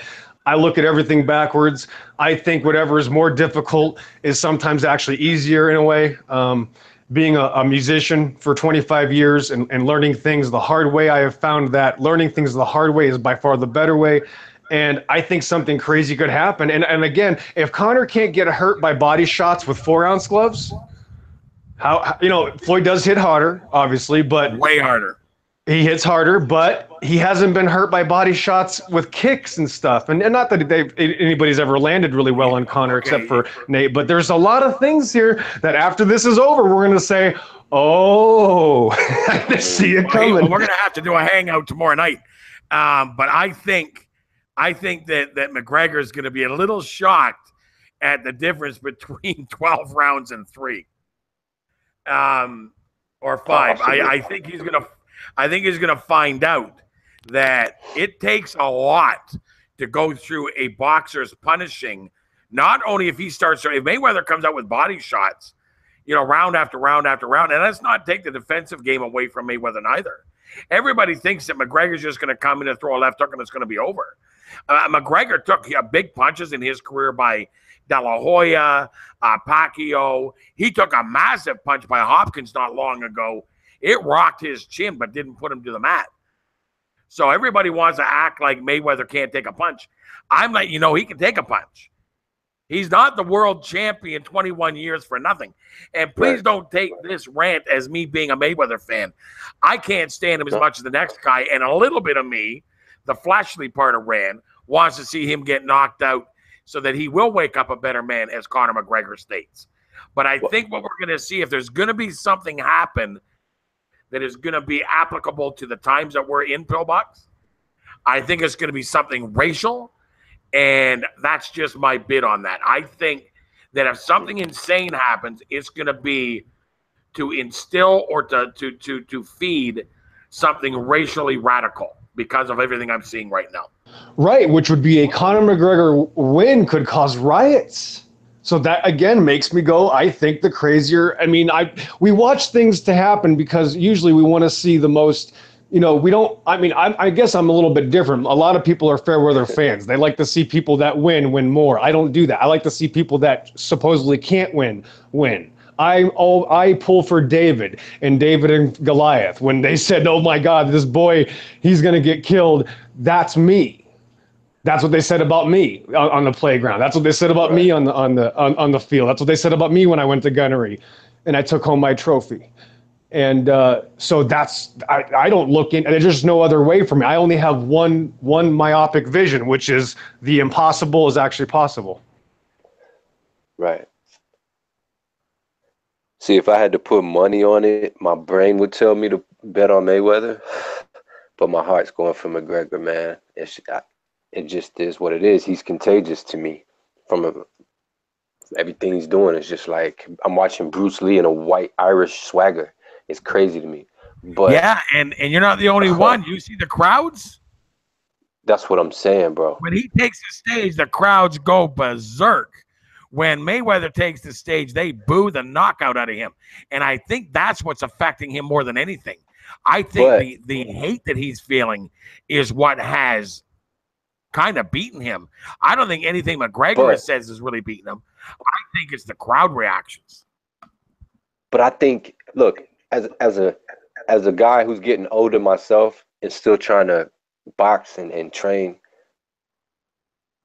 I think that's fueling Mayweather, to be honest with you, bro. Like, I'm more for Mayweather now than I was yesterday, because I think that he's still the greatest boxer in the world, bro. I don't care what nobody says. He's still the best.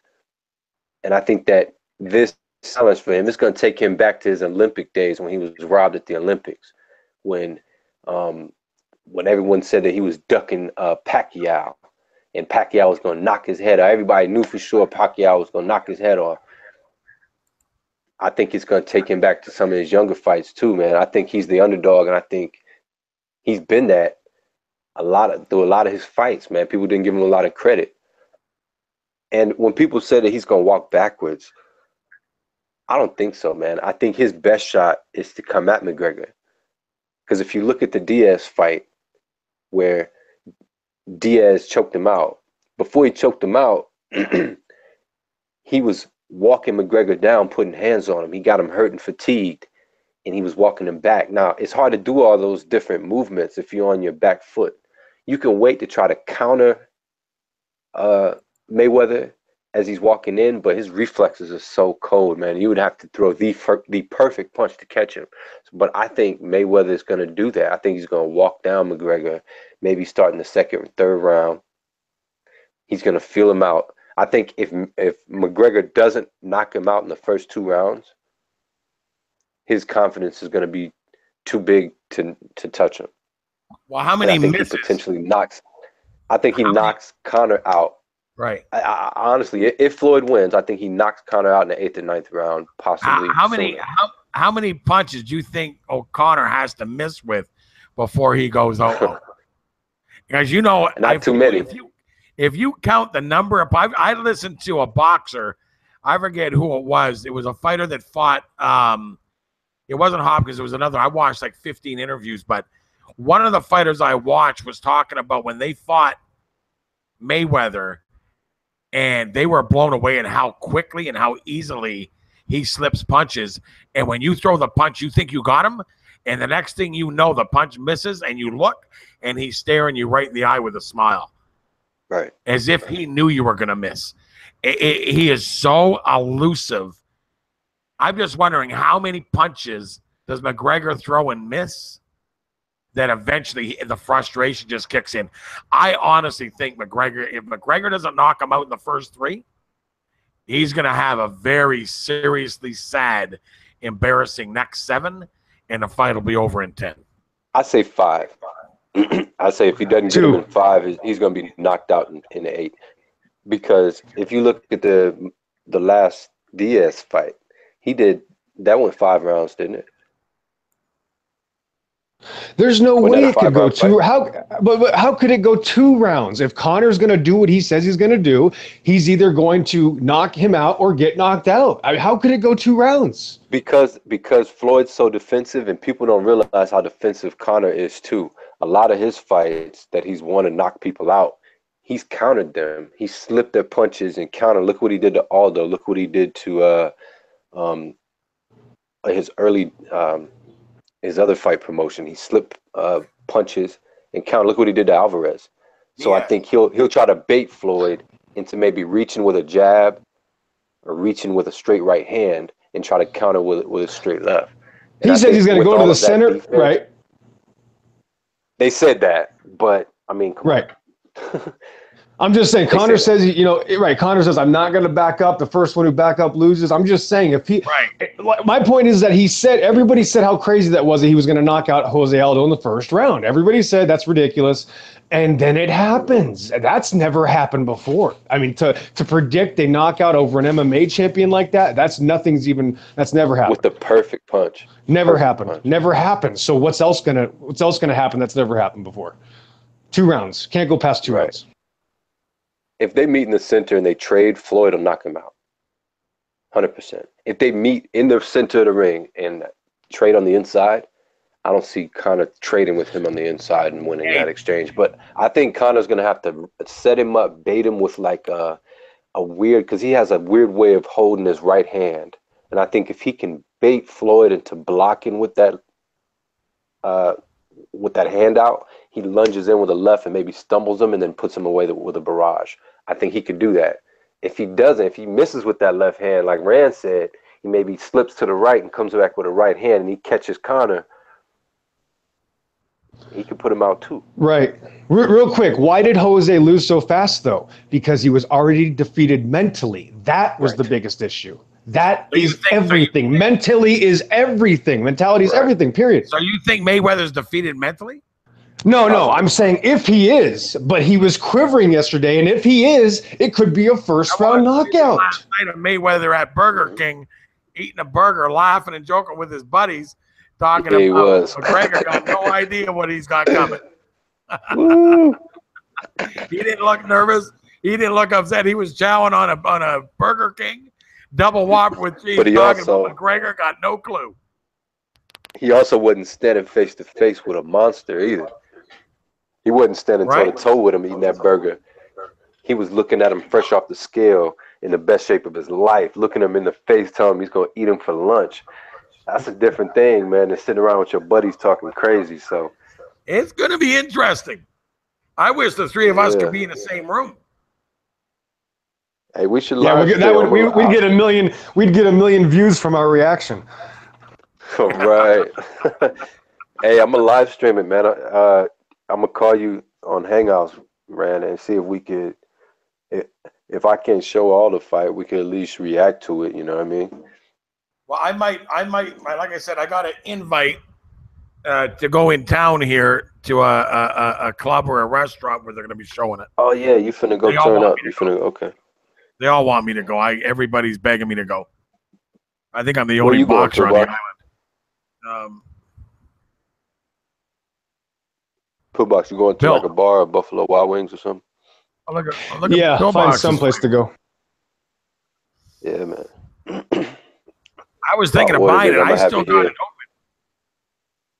I still got it open to purchase it. I've got my mouse on the pay button, but I'm still wondering, would it be better? And I got church in the morning too, like early. I got an early morning church service.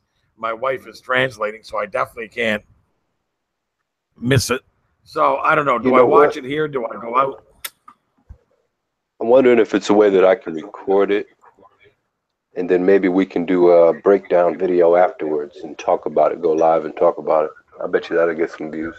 You could record it on your phone and then send it to me, and then I'll edit it into portions, and then we can use it for a hangout. We can do a hangout. I don't know if I'm gonna be able to sit there and record the whole time, man. I'll probably be, I don't know. I think we might be putting too much effort into this. You can set your phone up that it's just pointing at the TV. Yeah, I might be able to do that. I definitely want to record it though. I'm just trying to think of a way to do it. But I ordered it through my PlayStation. You spent the 100, huh? Spent the 100, man. I got a couple people coming. They're gonna throw down on it. So nice. There you go. Good. Yeah, everybody gonna pay 10 or 15 a piece. On other news, you know who's gonna beat Chris Cyborg? You really think that's gonna happen? Not Holly Holm. Valentina Shevchenko is gonna knock her out after she knocks out Amanda. A man named Nunes. Yeah, that's a man, 100%. I don't think it's really a man, but I'll tell Nunes. you what, she's a dirty person, and she clearly cut too much weight and cowered away from the fact that she had cut too much weight, and it had nothing to do with the sinusitis. She's gonna get knocked out, and then Vantino, the Buddha Bushki dance girl, is gonna knock out Chris Cyborg. It's gonna be a phenomenal upset. I'm predicting this already. Yeah, Valentina Shevchenko is the next thing. Yep. You think so? No doubt, bro. She doesn't cut weight. That's right. And she's way better now. She's way better now. She's come a long way. She's going to knock out Amanda and then Cyborg. Cyborg's going to come forward and get caught, dude. It doesn't matter how tough she is. A man named Nunes. In other news, And she looks like a truck driver, bro. She's nasty. Damn. She does, man. She does. Disgusting. She didn't shave or anything. in other news, Flat Out Elected's got one video that's over 40,000 views, and another video that's at like 34,000 views. So we're getting some views, guys. Rand, the one you made yesterday as well, the long 30-minute one you made yesterday is a phenomenal compilation. It really is a good one for people that need to know any of that. Yeah, I have to watch it. Yeah, because people don't understand the compartmentalization that goes on. They think that, just because you're wearing a NASA golf shirt, that space rockets don't go to outer space. They think you should just know that because you're wearing a logo on your shirt. But they don't realize, people are in cubicles given jobs on different floors and different compartments and departments. And, it's on a need-to-know basis. So that's why the video started off kind of in that area, and the fact that we all live in boxes. It's a good video, Arcane. You should watch it. It's an hour long. And then I go into, who they serve and why they serve who they serve, and the fact that they would not betray that of which they serve. Like, for instance, would either one of us betray Jesus Christ? No. So what makes these people think if they're serving Satan that it would just be easy for them to betray Satan? They're not going to. Very true. Good video. Hopefully it wakes people up. Oh, do you see? I did another video. I did a video about what Christians should know and many don't. About, the Spirit being given life when Jesus Christ received our sin on that cross. He was separated from the Father, but then the resurrection is our proof that we are born again of spirit and not of the flesh. Jesus Christ was born again of the Spirit. And so that's our proof. And then from there, he ascended to the Father exactly as we will when we're born again of the Spirit. And so I did a whole video about that, and a video about, how Christians represent our Lord and Savior here on the internet with their behaviors. And a certain individual that has been, under my opinion, relentless in mocking and insulting me in this channel, has recently been, again, in my opinion, very unbecoming of the Lord in their actual behaviors and sexual activities on the internet.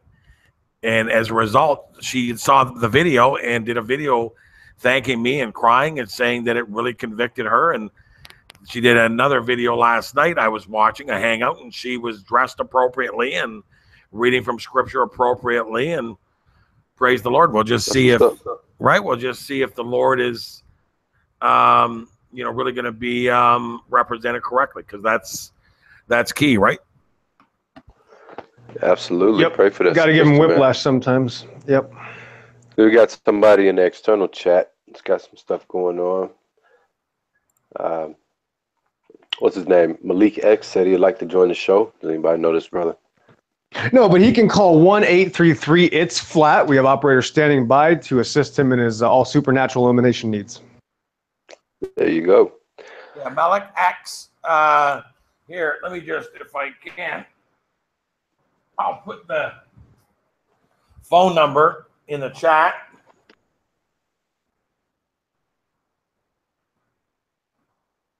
This is the phone number, and you will be on the panel. Call that number, and you will be on the panel. Lines are open. 100%. Lines are open. Bill, Grace Gospel Evangelism, hails from that beautiful, godly country known as Britain. Oh boy. I highly doubt he'll call the number. I don't even know if it would work for him over in Britain. I think but although I'm over here in the Dominican, so I'm pretty certain that toll-free number can be used from all over the world. Do they know how to use phones in Britain, though? That's the first problem. Oh, he wants to weigh in on this fight. Malik X. Let me see if I can locate you. If you go to flat out elected communities, so if you go to Google Plus, and then on the left-hand side, you'll see communities, search flat out elected. Here, I'll do it for you, actually.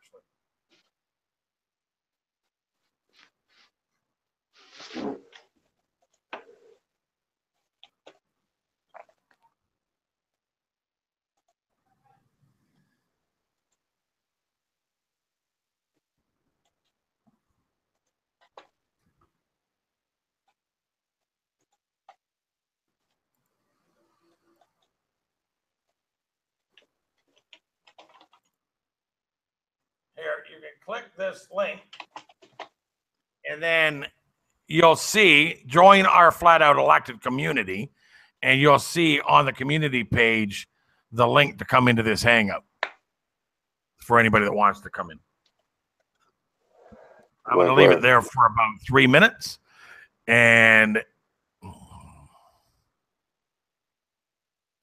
yeah, you were when you were on the phone. I think my speaker system wasn't set up that Teal could hear or could speak. She could hear us, but we couldn't hear her. So if anybody phones in, I'm going to have to make sure that both Arcane and Pillbox can as well participate in the communication, which means I'm going to have to set my speakers up differently, I guess, on this end. What's up, Logos? Yeah, man, you were talking to me about John Jones, your boy Jones, man. What's going on with your boy, man? Oh, he's my boy? Wasn't that your guy? He was one of your guys, wasn't he? I thought he was your guy. Oh man, who said that? I thought you said he was I thought you said he was the GOAT when he knocked out the nicest the nicest reporter in MMA history. He was a nice guy. He's 40 years old, a little overweight, stands 5'10", walks around at 240 pounds. Soccer style kicker from and a great guy. And I just all the hubbub about John Jones, and I always knew as soon as I knew there was something wrong with him when he turned down a fight against Chael Sonnen, someone who I'd like to fight for $500 in the street. I knew there was a serious problem, and this is not the first time this has happened, but he turned down Chael Sonnen years ago when Chael Sonnen wanted to replace somebody. He because of short notice. That's not a fighter. He's not a fighter. Back in my day, you don't get to choose your opponents. And the fact that you're going to turn down Chael Sonnen, the most overrated guy that got lucky enough to accidentally choke out Shogun Rua once, give me a break. Not only that, John Jones' silence is his absolute guilty admission. It is the most obvious guilty person, and he's more guilty than Brock Lesnar. Brock Lesnar says, "I'm a white guy. I'm a jacked white boy. Deal with it." Well, that's a lot better than John Jones crying and hiding. Last time, I took Cialis, and that was the excuse. Now the excuse is I'm just going to hide. Listen, if you're accused of something you didn't do, Arcane, you and I would start up a hangout with Rand, and we'd be telling people right now, bring it on. You're all a bunch of liars, and I'll take out every single one of you if you want to accuse me of something I didn't do.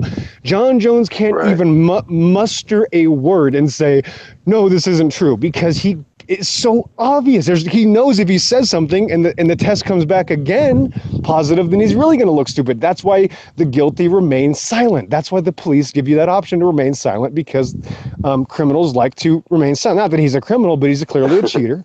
And it's like Yoel Romero. If Yoel Romero gets popped, which he did, well, he's 40. He needs some little extra juice in his step. This guy's got a 6-inch height advantage, a 10-inch reach advantage of almost everybody in the division except for the Swedish guy that actually beat him up and sent him to the hospital for 4 days, which is obviously embarrassment. And I guess that's why he's not even confident enough with himself to not take Steroids, not just a hider and an inhibitor or a TRT. No, a real steroid. Right. Not only that, if you get caught twice, that means you've probably done it about 500 times. Thanks for playing. You know, that's what's crazy about it, is that some people were talking about the conspiracy that he was set up, because it was kind of fishy how he got popped, because he had all those random drug tests. He didn't get nailed for any one of them, but he gets popped for the one that like they took right before the fight, the one that he knew like you couldn't get away with it. But then Dana White comes out and says, no, it was the kind that's supposedly out of your system within 2 days. Well, even still, within that 2 days, he knew he was going to be tested. He knew it would be in his system. It was almost like he just was like that arrogant to think that he wouldn't get caught, and he took it. Either that or he was set up. Some people were saying he was set up. No. The fact of the matter is that he knew he was doing something, but he was probably given advice like, "Hey, this actually does this. You don't have to worry about it. This isn't going to pop up." You know, so he obviously has people that are helping him do this. And the fact of the matter is that he took a gamble and he lost again, and then remains silent. No. You do not remain silent when you're accused of something you absolutely did not do. You yell to the heavens. And he is obviously admitted his guilt by remaining silent because he knows there's a B sample coming up. Next. Man. Yeah, he's done, man. That's crazy. That also means he lost $100 million minimum in the long run. Over the next 10 years, of course. Well, speaking of being falsely accused, you weren't here, but Arcane and I were accused of being equals to Alex Jones, and apparently this channel is full of nothing more than paid opposition. So, let me guess: the guy who goes to the Star Wars conventions is accusing that. Well, his name was Tetrahedron, so I don't know. Oh, he's probably one of those weirdo concave earthers with a name like that. Yeah, I'm not sure. No. There's a bunch of coward noobs out there, bro. That's simple. Well, every hangout we get the comment section full of weirdos, bro. So. Yeah, this is the end of the internet. What's up, girl? What up, Candy? I Spy in the house. What's up? Yeah. See, it'll be a fun night, man. That's all I'm hoping for is a night. Maybe I can, enjoy myself, watch a fight, get excited. Maybe something like Pillbox said. I'm looking for something to happen, like that I ain't seen before. I didn't expect to happen. Well, it looks like we're experiencing technical difficulties. This might be the last 5 minutes of this hangout. Ran Cam just jumped off his own ship. He walked the plank somehow. We'll see if he gets a life raft and comes back on. There he is. It's that Dominican satellite connection. No, you know what it is? I'll tell you what it is. My microphone, I'm going to buy a new microphone, I think. This microphone, if I unplug the connection from the computer, like let's say that it accidentally pops out, you guys can't hear me anymore. I have to literally reboot the Hangout in order for the mic to work. So that's an issue. Wow. Yeah, it's about time to upgrade, bro. I just got my little headset mic that came with my phone. It's pretty nifty. I hope I'm heard. Yeah, I got this. Let me see if I can show you. I got the Mark Sargent. You got the Globe 3.0. Right? I don't like it. But yeah, I seen Candy was in the Hangout. Oh, there she is. There she is. Isn't that amazing? Call her name and she will appear. Well, I saw that, I opened my Hangouts to check my messages, and I saw that there was a gray thing. And I was like, wait, how come I didn't get a notification? And so I said, maybe they're not live. And I checked, and sure enough, I was unsubbed. I said, YouTube hates me. Yeah, that's crazy. Nobody's getting notifications on me sending them links. Well, I saw that I was getting a phone call a while ago, but I was like in the middle of 6 different things, and so I didn't even remember by the time I got in my car and started driving. And then I saw, like, I opened Hangout and I saw the gray bar, and I was like, oh man, they're live. So then I opened YouTube and checked it and said, oh, why is that red? I'm already subbed to him. Right? Yeah, we're just kind of talking about the fight tonight and this hurricane in Texas and flat Earth and just all the stuff that matters. Yeah, have you heard the things I've been saying about this eclipse and all? Yeah, some of it. So what is your end calculation on the eclipse? You think it's completely fake? No, I don't think it's fake at all. I think it talks about it in the Bible, and that's what I was referring to, like the. Oh yes, I saw the that. Bible Yeah. and the things that are happening right now and to come. That's what I've been wanting to talk to you about forever, because I wanted to talk to somebody. I said it in the chat, like I wanted to talk to people who understood the Bible enough to know what I was talking about, because when I say this stuff, people think that I'm just, I mean, it's bad enough I'm talking about flat Earth, but now I'm talking about the rapture, and I mean, now they really think I'm crazy.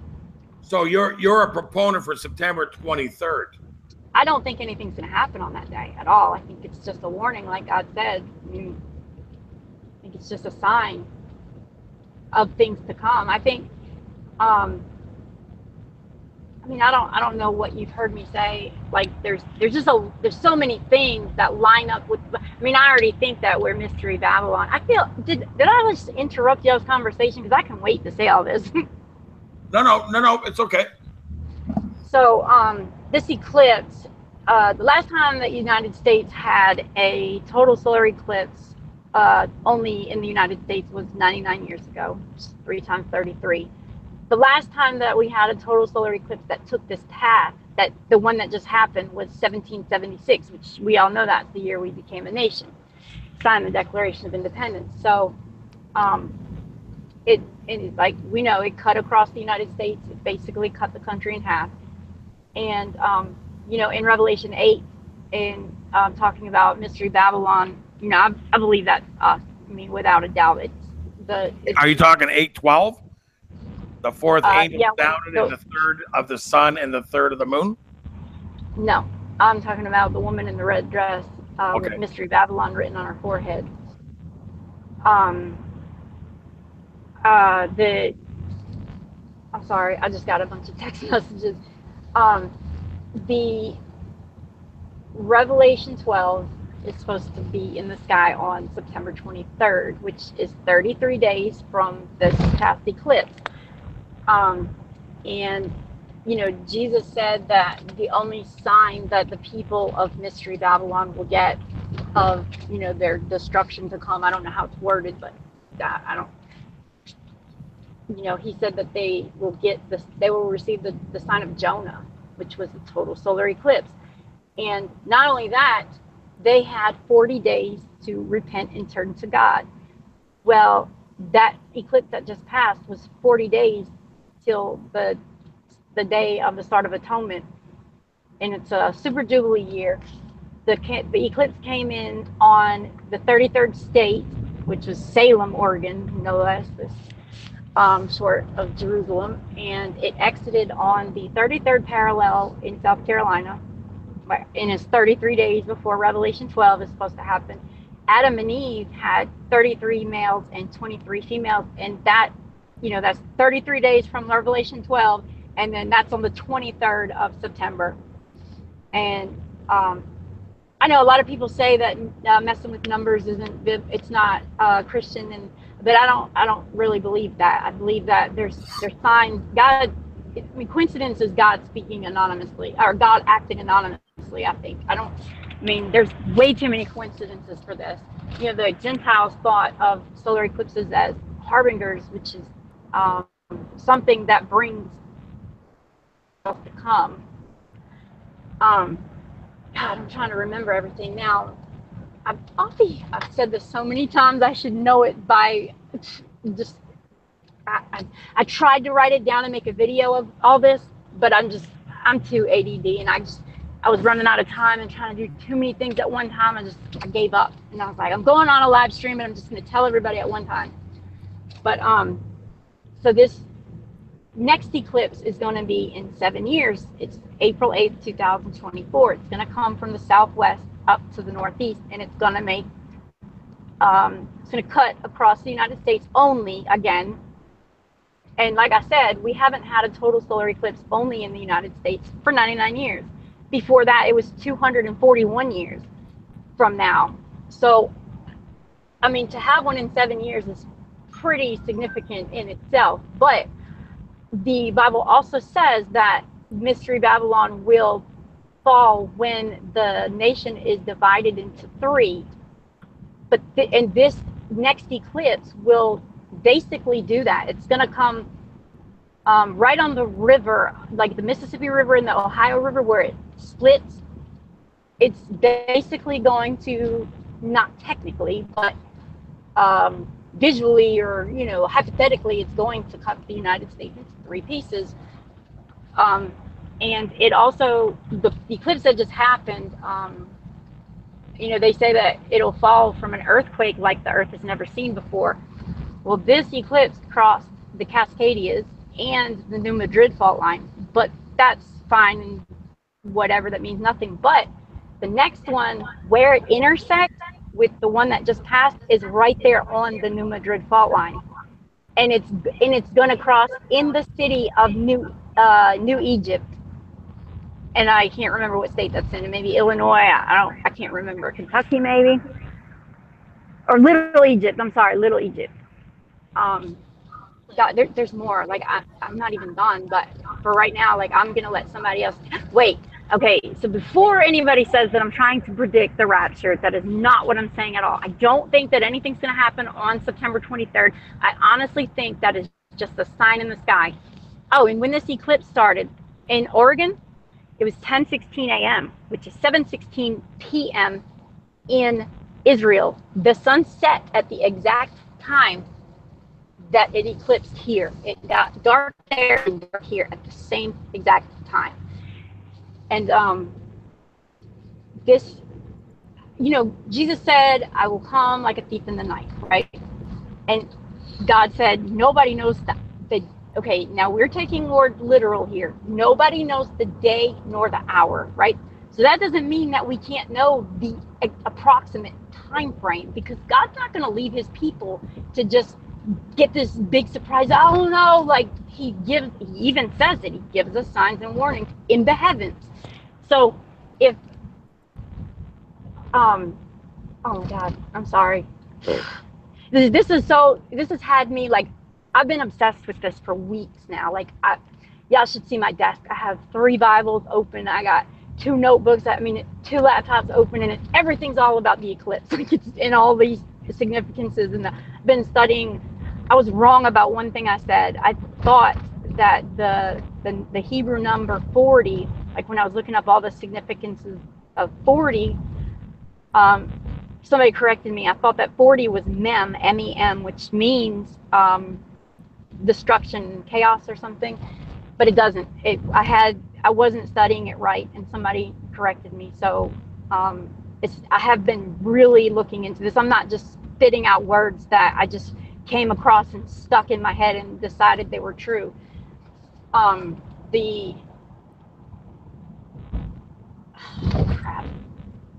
my God, I forgot what I was about to say. I'm trying to say too many things at one time. Let me see. There's something else that I'm forgetting about, and I can't remember what it is. The United Nations logo for 2017. I cannot remember what verse of the Bible this is in, but it's talking about the end of days, and it says something about while they're saying peace in something, something is happening, like destruction is happening, or I can't remember what it is. I have it written down at home, But the United Nations logo or motto for 2017 basically doesn't word for word say that, but it's like peace, and it says like basically what the first part of that verse says. It identifies with it. Yeah, very. I mean, like I said, I don't believe in coincidences, so there's just too many coincidences. That's what I was saying. Okay, so Jesus said he will come like a thief in the night. God said nobody knows the day nor the hour. So you think about if you have somebody down the street just broke out of prison and they were in there for murder, you're more likely to become a victim of murder when this person is near your house because they broke out of prison. Same thing, it's giving you a general idea. I think that God will give us a warning of the general time that this will happen. I mean, there's so many things. Like, why would he tell us it's 7 years tribulation? Why would he tell us all of these signs about Mystery Babylon and that's the first nation to fall? And, you know, like, he's going to tell us the general time, but not outright. You know, we have to figure it out ourselves.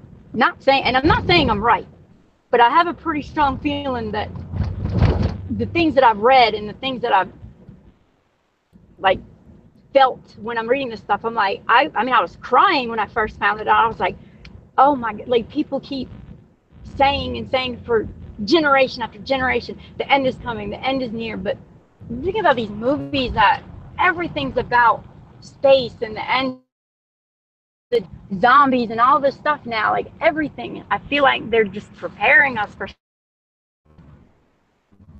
Well, there is a reason why we have calendars to remind us or to make us aware of specific dates that are coming. And we all, at least flat earthers, are becoming more and more aware that the sky really is a calendar. It's an events calendar that gives us signs and warnings of future events. So I'm on page with you 100%, Candy. Here's my advice, though. The only thing that I ran into that kind of made me question what I was thinking and the path I was taking with these thoughts is the Mayan calendar ending in 2012. And, you know, everybody thought that was going to be the end of the world. Well, I started thinking and I was like, well, maybe that was the start of something new. Maybe that was the beginning of the end. Maybe that's when it started. But and you know, the Bible says everything will happen, like the Mystery Babylon will fall when the sun turns black. And then, like I was telling Pillbox last time, that song Black Hole Sun, I wrote down all the lyrics and everything. Like I played it over and over and I was like, there is something to this song. Yeah, did you see Till Summer's video? No, I don't even think I'm subscribed to her. I used to like talking to her. I feel like I made her mad that night Brother Sanchez was on when I was trying to civilize everybody and keep everybody peaceful. I haven't seen her since. Yeah, she's the only other person I've heard talk about this topic like you are. She's been all over that as well, and in fact used that song when she recorded the eclipse last week. That was, you know, that song changed my life when I was 12 years old. And yeah, looking at it now with the new eyes, man, it brought a tear to my eye. Something crazy. Like I always knew the words. It was like one of the greatest songs of whatever year it came out. And I never, like I would sing the words, but I never, it's like being sleeping and you're talking in your sleep. You just don't even know what you're saying. Just like all these kids singing all these rap songs and half of them are rituals and they don't even know it, you know? But I never thought about the words, like drown my fears till you all just disappear. Like, I mean, it's like, what happens when the rapture comes? People disappear. Like, I don't know. It's like far too long for snakes. Huh? Says far too long for snakes. Talking about serpents. Yeah. Well, I think that we're definitely in serious times, Candy. My advice is to try to collaborate, maybe with Teal, do a collaboration hangout or a collaboration discussion video, whatever. Yeah, I really want to make a video because people don't really watch hangouts after they occurred. No, they're for live, yeah.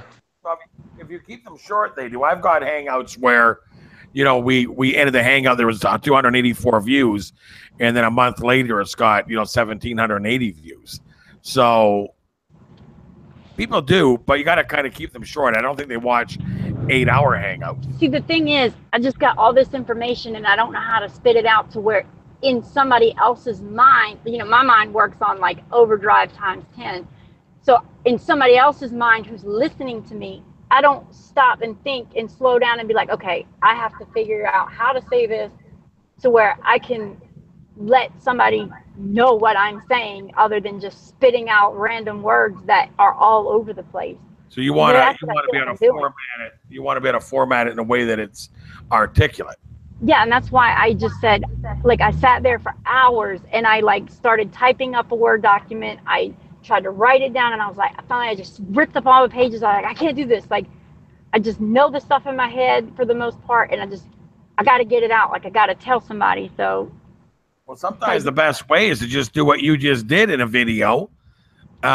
Put some pictures up, some graphics behind your video, and just talk and have some illustrations come up. Some scripture verses. When you talk about scripture, it's always good to post the scripture in the video so people can read it as you're defining, discerning, or discussing it, right? Yeah, right. Yep. If you want, I can help you to put a video together, meaning that I'll guide you and help you to do it, that it's articulated in a way that you'll be happy. But you would have to put the information together the way you want it. Yeah, I was gonna do like a PowerPoint presentation because I know it's old, but I love PowerPoint. And like, it's my favorite program. I used to do presentations for a job, and like people would pay me to do their presentations, like, and I love to do it. Like, I volunteer, like I'll do it for free. It just keeps my mind occupied. But I even took like, you know, screenshots of, like, I looked up the Bible verses that I was referring to in, and I have screenshots of the King James version, Modern Life, I think, the Modern Life, maybe Modern King James or something, and the New International Version. So somebody can't say, well, it was translated wrong.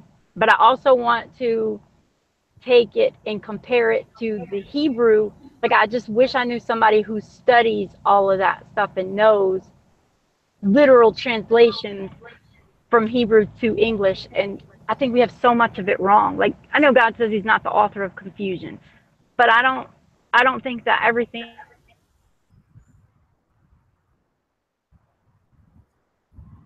translated correctly. Yeah, there's a lot we got wrong. For instance, okay, so somebody told me the other day, Joan, okay, small. Wait a minute, let me make sure I got Chelsea's number. I'm sorry, hang on one second, y'all.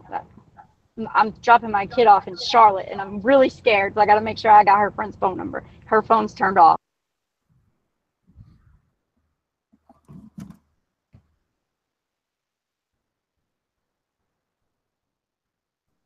Yeah, the most.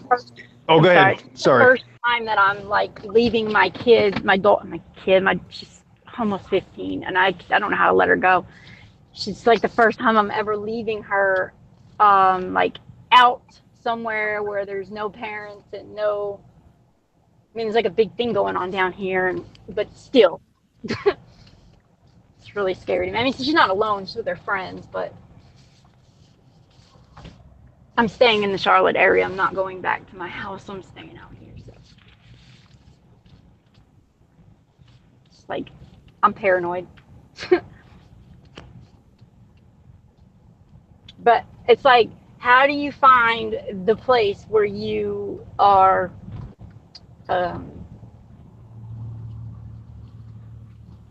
happily in the middle, to where you're giving your child space and you're still hovering over them like a mother hawk, you know, like, it's hard to find that medium place. But okay, enough with my personal stuff. Go ahead, Pillbox.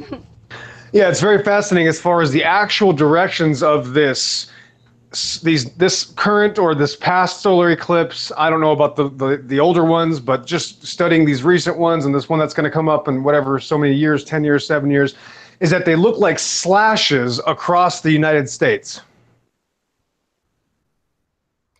It looks like it's as if there's a X being, like the United States is being X'd out. And that's what I'm getting out of it. I don't know. Yeah, I was muted. That's what I said. It's like X marks the spot, you know? And that's the thing. Like it says there's going to be an earthquake. Well, that X makes an X over the New Madrid fault line. And that's the most dormant fault line that we have in the United States. So, I mean, if you think about it, we're looking at everything else, you know? Like, and even that, oh my God, that just hit me. That Bible verse that I was just talking about with the United Nations logo. Well, they're saying peace and something because we think this is a quiet fault line and nothing really happens there. So we're thinking it's peaceful, and maybe that's where destruction's going to happen, you know? Well, God will and should do something about this country. This nation, this pseudo-nation, this satanic corporation is what it really is, has literally grabbed the world and destroyed this entire flat plane of existence for the last 200 years. That's all it's done. They took my kid and her friend off at Pride weekend in Charlotte. It's you're at a big festival thing, and there's millions of people down here. It seems like there's like people everywhere, and everybody's here. Like it took us like an hour to get out here, and we live 30 minutes away. There's that much traffic coming out here for Pride weekend, and they even got the lights on the. I don't know if you guys know about the Charlotte skyline. We have these buildings that have colored lights on them, and for everything that's like happening, like currently, like when the Panthers play, you know, they put them the Carolina blue. A lot of times they're pink. It just, you know, they just change color. Well, now they're all rainbow.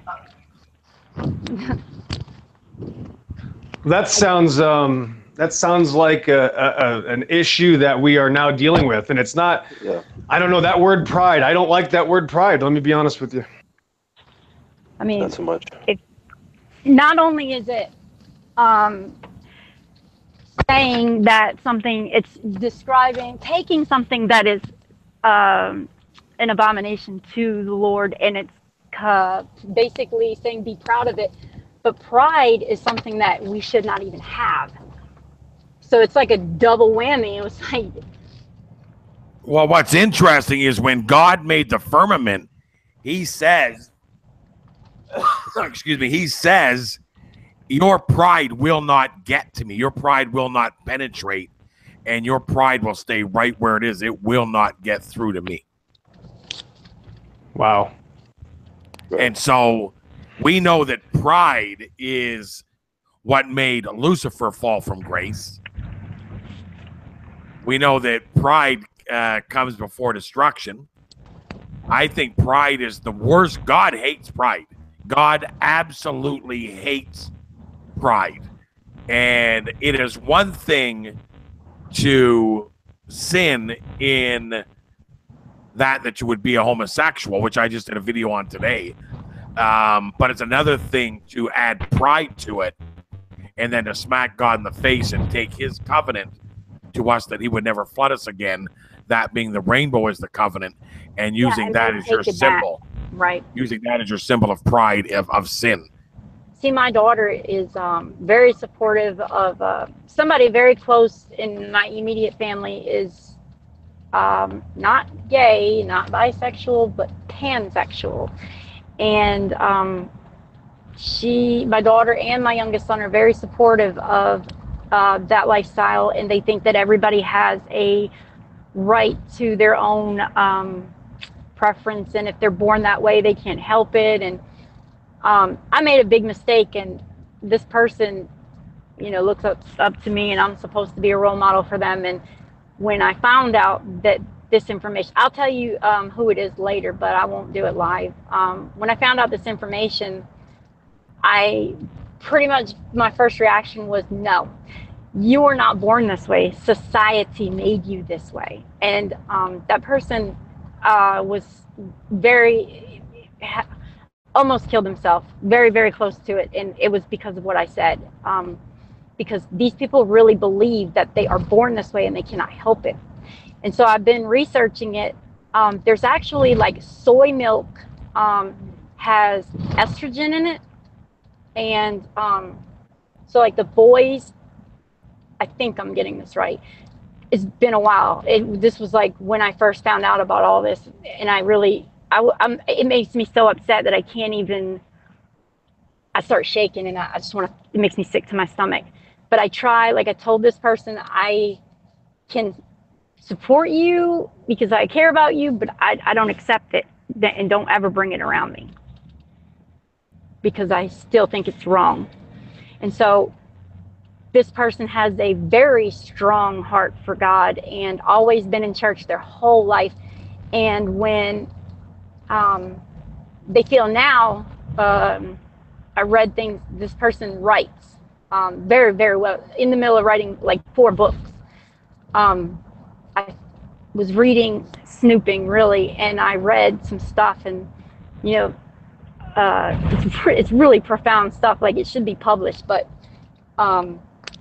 it's heartbreaking. They say, you know, it was actually in a suicide note saying, I already know that there's a one-way ticket to hell for me, but I just can't.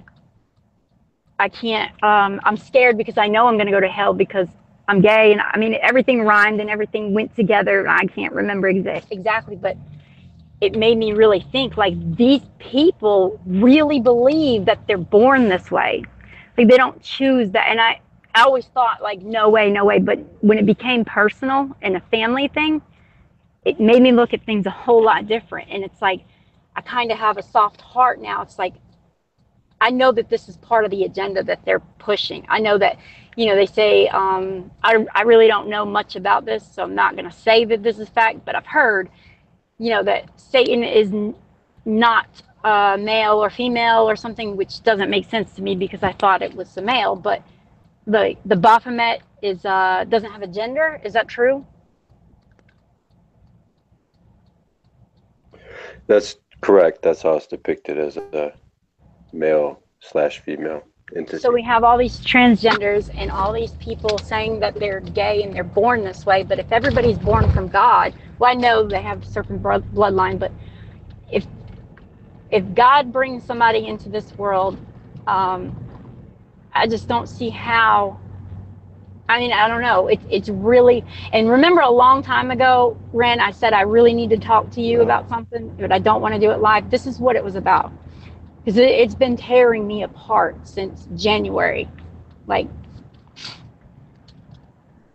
and I just, when it's somebody really close to you who you really thought was on a total, and you find out that you really didn't know this person at all, and they hid everything from you only because they know how strong you feel about God.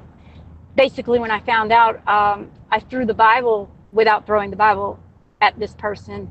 You know, I had a panic attack. I was screaming, and I was like, do you know that God took away 2 whole countries for this? Like, have you heard of Sodom and Gomorrah in the 14 years you've been in church by any chance? Like, I was so mean. I was so mean. I didn't, like, I regretted it after, you know, like, wow, words don't go away, you know? And I know that. I don't say things I don't mean out of anger ever, because I know how words hurt worse than bullets. And bullets heal, wounds heal, and then you never feel it again. You see the scar, but words, they never go away. And I know that because I've always battled self-esteem. I've always battled, like, anorexia and thinking I'm just huge and I'm the ugliest person in the world. And I battle that stuff myself. So when somebody says something, even if they're joking about the way that I look, I'm taking it to the highest level of personal, and I'm going to fix whatever's wrong with me that they even made a joke about, you know? So I know how much words can mess with people. And I really messed that one up bad, because this person looked at me after about a few months of treatment and said, when I have a kid, I am going to be a completely different parent than you are to your kids. And I was like, excuse me? And they said, you always told your children that you would accept them and love them no matter what they did. And they grew up believing that. But when they came to you, damn it, I just said I shouldn't have said that. I really messed up. Like, well, I hear you. We definitely hear you, Candy. How do you find the place where you're there for somebody when it's something you're totally against? And you have to have that standard. You can't accept it all. If they said that they wanted to, blow up buildings, would you say, oh, that's okay because you're my daughter or my son? That's not okay. What is wrong is wrong. You have to have a foundation of truth. There is only one on this plane of existence. It is the Bible. People are lying about the Bible. People don't want to believe the Bible. People want to twist it. People want to have their own religion. People want to be gay. That's not acceptable. And even, eventually they are going to either learn the easy way or the hard way, and you still have to tell the truth because you're going to be held responsible by God. God's going to say, well, if you lie about me and say it is okay, then obviously now it's your problem. So you have no choice but to tell the truth.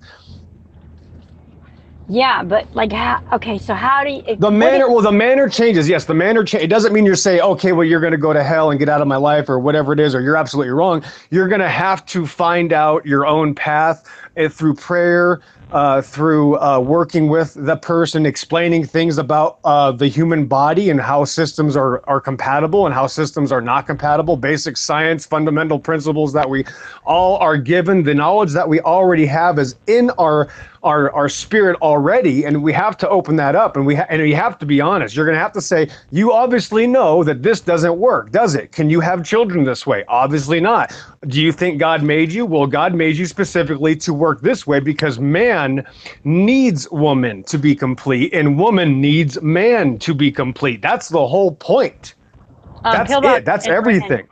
I just sent Pillbox and Ren. I just sent y'all a message, and then you'll understand more when you see that message how I'm stuck in this position, because looking at this person's eyes and wanting to kill themselves because they know that they'll never be accepted, and they know that it's wrong in God's eyes, and they love God so much that they want nothing more than to be what God wants them to be and not to be what they are. What if there is something inside of them that they can't help it no matter what? What if I mean, it's tearing me up because... Well, my take on it is this, Candy, if I may. I mean, I think that's every Christian. If you break it down, doesn't every Christian feel that way? I mean, I'll never measure up to God's perfection or his standards for me. I don't know about you guys, but I'll never be that perfect. So in a sense, when they say, you know what, I was born this way, well, you might not have been born the opposite sex, but you were definitely born a sinner, just like I was, and none of the sins that we can think of are okay in the eyes of God at the end of the day. Right, but so whether it be homosexuality, thieving, what have you, we were all born sinners. So, it's a tough, because society looks at homosexuality in a certain way according to them, and obviously God frowns on it. So yeah, it's pressure on them. We get that, but every Christian, I think, feels pressure to live up to a standard. So I think maybe trying to relate to them in that sort of way might try to bridge the gap between our frustration for why they are that way and dealing with our own sin at the same time.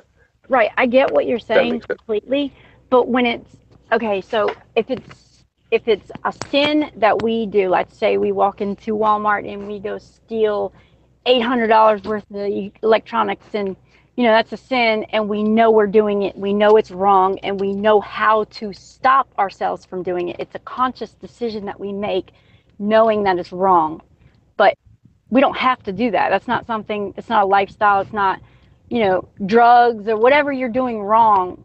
You have a conscious decision to do that, and you have a way to not do that. It's just free will, it's you make that one decision or that decision. But if it really is something that these people maybe they've done something to our DNA along the way to manipulate gender processing in the womb or whatever.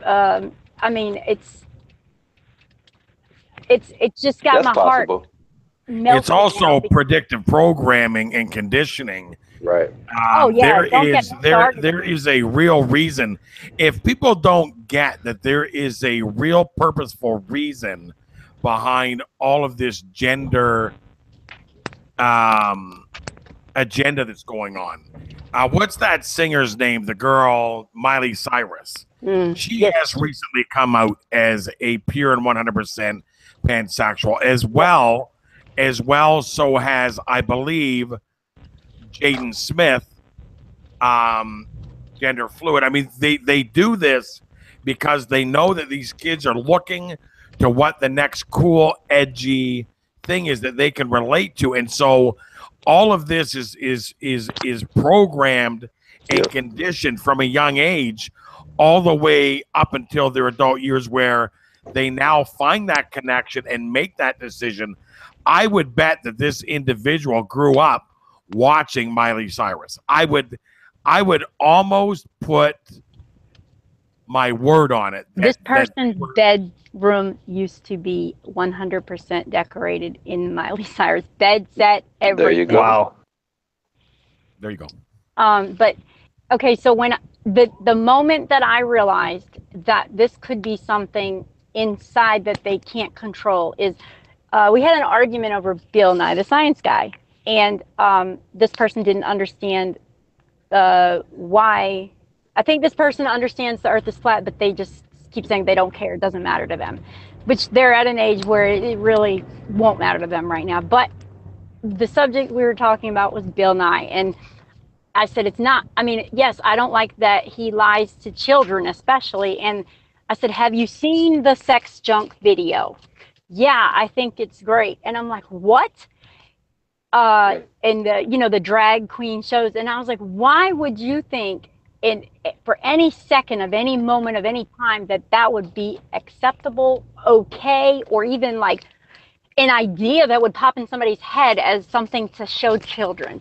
And I said, because I was saying, if I ever find out that the schools are now playing Bill Nye, the science guy, it's still currently, I'm going to go to the town hall and like, I'm going to flip out. So this person said, well, I wish that there was things on TV like that when I was growing up, because maybe I wouldn't have felt so alone, and I would have been able to know that it would have been okay to still be, I wouldn't have wanted to kill myself my whole life because I was this way and I knew it was wrong. If I was to see that stuff on TV, no, it's not for every kid, but the kids who are different, it makes them feel like it's okay to be them and they don't have to want to die every minute of the day. And I was just like, whoa, like it made me like I had no words left to say to this person. That's what's interesting, Candy, is that we constantly in Arcane and as well Pillbox and I have been in endless, uncountable discussions with atheists long before we came into the Flat Earth and started really developing in being more of a truther venue as opposed to talking about God and defending Scripture. And a lot of the times they would say, in respects to Christians, that it is wrong and should be illegal for us to indoctrinate into children Christianity and a belief in Jesus Christ. But they say this without even recognizing that there is an indoctrination happening with the world and celebrity and people that have positions and platforms to be able to condition and influence the minds of our children. I thoroughly believe that most of what we're witnessing coming out of our youth today is a result of Walt Disney and a result of a lot of the conditioning and programming that has gone on and that has become heavier and more blatant and more obvious over the past 15 to 20 years. Yep, you're right. And so when you talk to this individual, you have to be very delicate. And the first thing that I think I would initiate any discussion, because before I left for the Dominican, they threw a big party for me in Canada. And the people that were throwing this party for me had a friend who was a homosexual that wanted to come to the party to meet me. They wanted to meet me. They'd heard about me, whatever. And so my friend said, well, you know, Randy's a serious Christian, and he's scriptural, and he's blatantly harsh on people of your particular nature. and he said, well, that's okay. I'll come anyways. And they asked me, and I said, yeah, I got no problem with that. So he came, and it just happened. He ended up sitting across from me at the dinner table. And he looked at me after, 10 minutes of other discussion, and he said, you know, I'm a homosexual. And the entire table went quiet. And he looked at me and he said, what are your thoughts on that? I said, well, I think you're wrong. And I continued to eat, and he was silent for a minute, and nobody else spoke. And he said, am I going to hell? And I said, why? Do you think you're going to heaven? Have you accepted Jesus Christ as your Lord and Savior? Because Jesus said the only way to the Father is through him. There is no other way. So have you accepted Jesus Christ as your Lord and Savior? He goes, no. I said, well, then that's why you're going to hell. Your homosexuality has nothing to do with that. Because at this point. Sin is a sin is a sin. But right? When we commit a sin and we ask for forgiveness, we are supposed to, I'll never forget the way my old pastor told this to me, and it's stuck in my head since, and it made me clearly think about when I'm doing something wrong and I know I'm doing it wrong, or not the way that I should. I mean, obviously I'm not perfect. I make a lot of mistakes, but I'm conscious about it. So when you commit a sin, you're supposed to do a 180 turn and completely walk the other way and never even turn your head back that way. I mean, yeah, people make mistakes and they don't intentionally or know that they are going to commit this sin again tomorrow and every day for the rest of their life. So it's like on a whole different level, because you can commit horrible, heinous crimes and be forgiven, but that's something that's permanent to these people. That's something that they don't plan on, don't know how to, or can't ever change about themselves. Well, that's why God makes it very clear, do not conform to the ways of this world.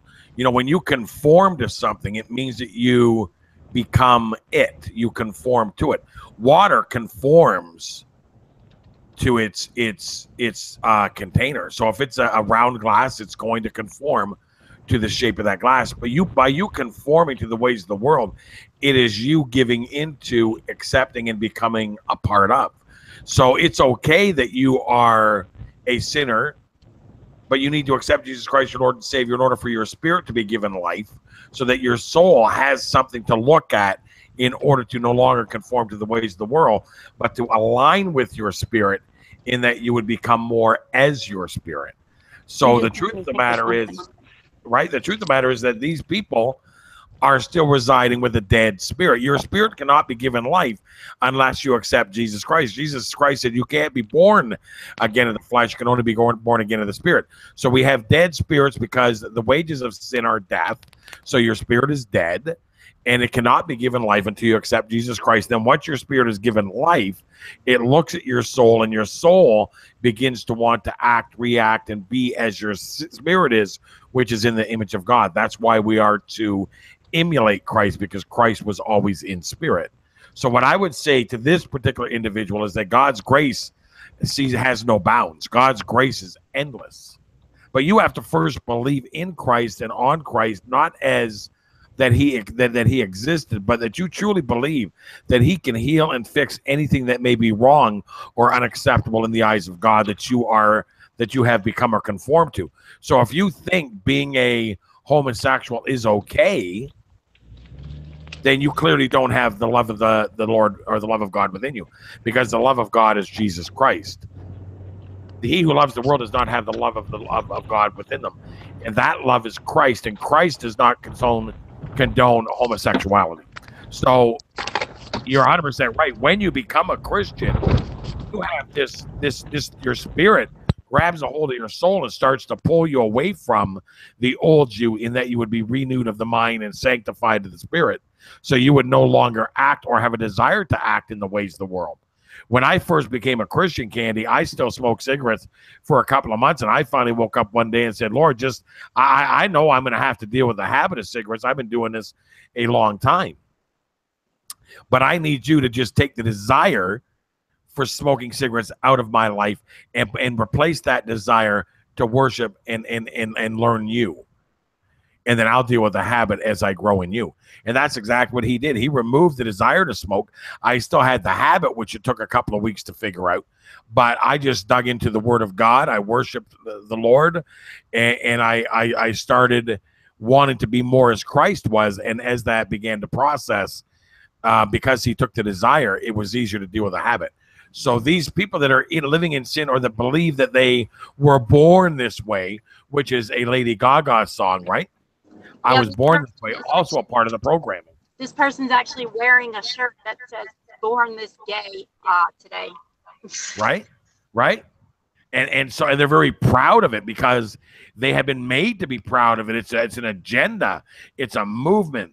It's a peaceful, loving freedom they think that they're pushing, but it's completely ungodly. And we are living in a very serious time of division and separation, and I thoroughly believe that the homosexual agenda is a part of that.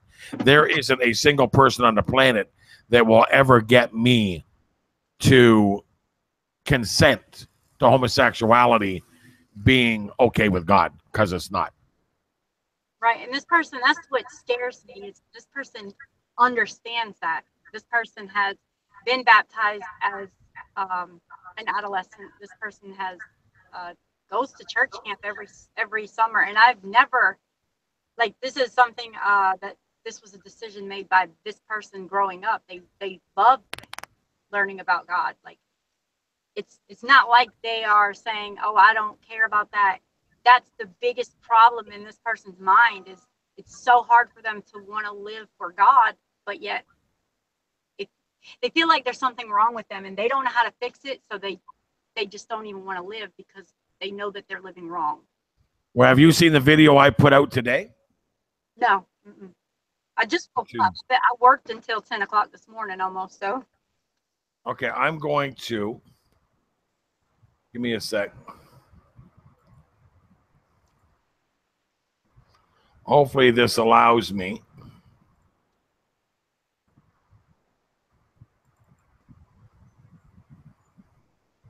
to, can you see my screen? Oh, let me go back. Hang on. Yep. No. Yep.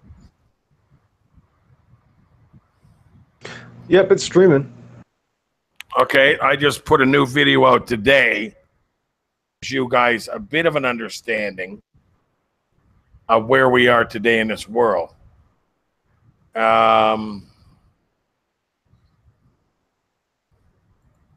No, that's not the one I wanted. Give me one sec. I'll set the video up. This is very serious. Hopefully people will understand this video in the manner of which the Lord gave it to me for humanity to understand this. Can everybody in the chat, can you guys in the chat see my screen? Can you guys in the screen? I want to see if they can see my screen in the chat. Oh, they're not responding. I think it's like a 30-second delay. Oh, true. There's always a delay.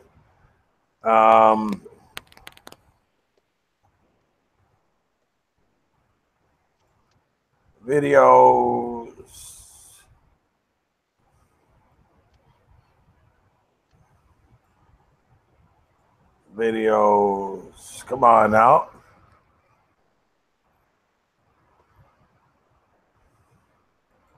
Okay.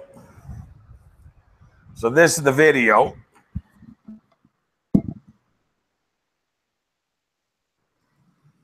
Can you see it, Candy? Yep. Okay. Can you see it, Pillbox? God is no joke. His wrath will come. Okay, listen to this. There's a story being told ritually about creation and so on. That's where the first theater started to develop. I baptize you and I recognize your divinity as a human being. the story of Christ. I just want to tell it again, and I want to tell it in terms that made it accessible and understandable and realer to me. Some theater news for you guys. In May, there's a new play premiering in Texas about a gay Jesus. Some theater news for you guys. In May, there's a new play premiering in Texas about a gay Jesus. An unusual take on the story of Jesus Christ and why some claim it is a play that's gone too far. There's a bomb-sniffing dog and they're installing metal detectors in the theater. God will judge for what's going on.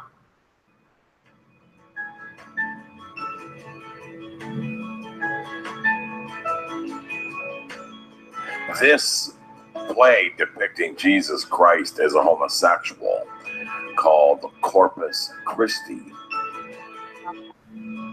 interesting enough, was written in 1969.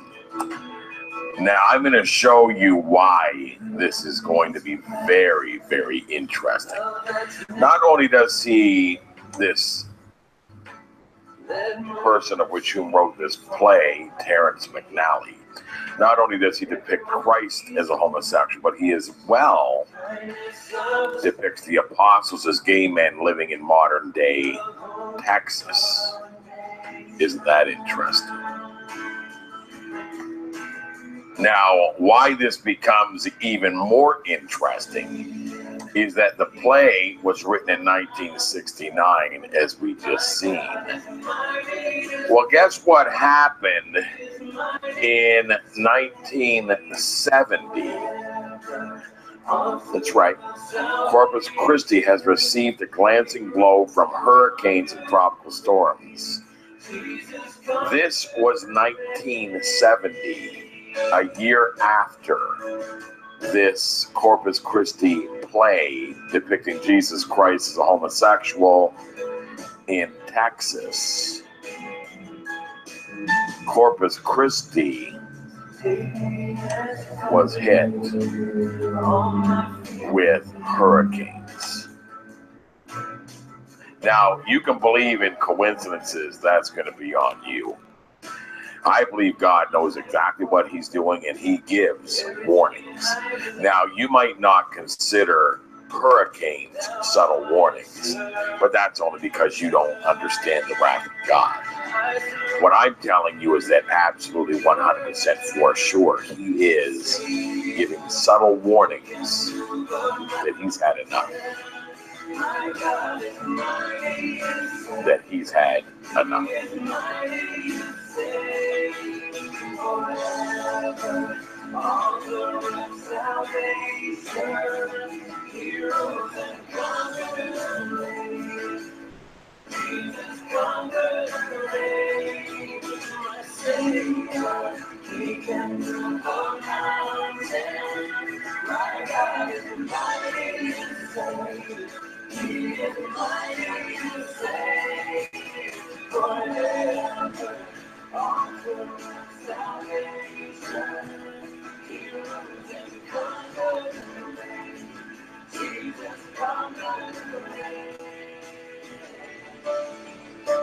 I love that.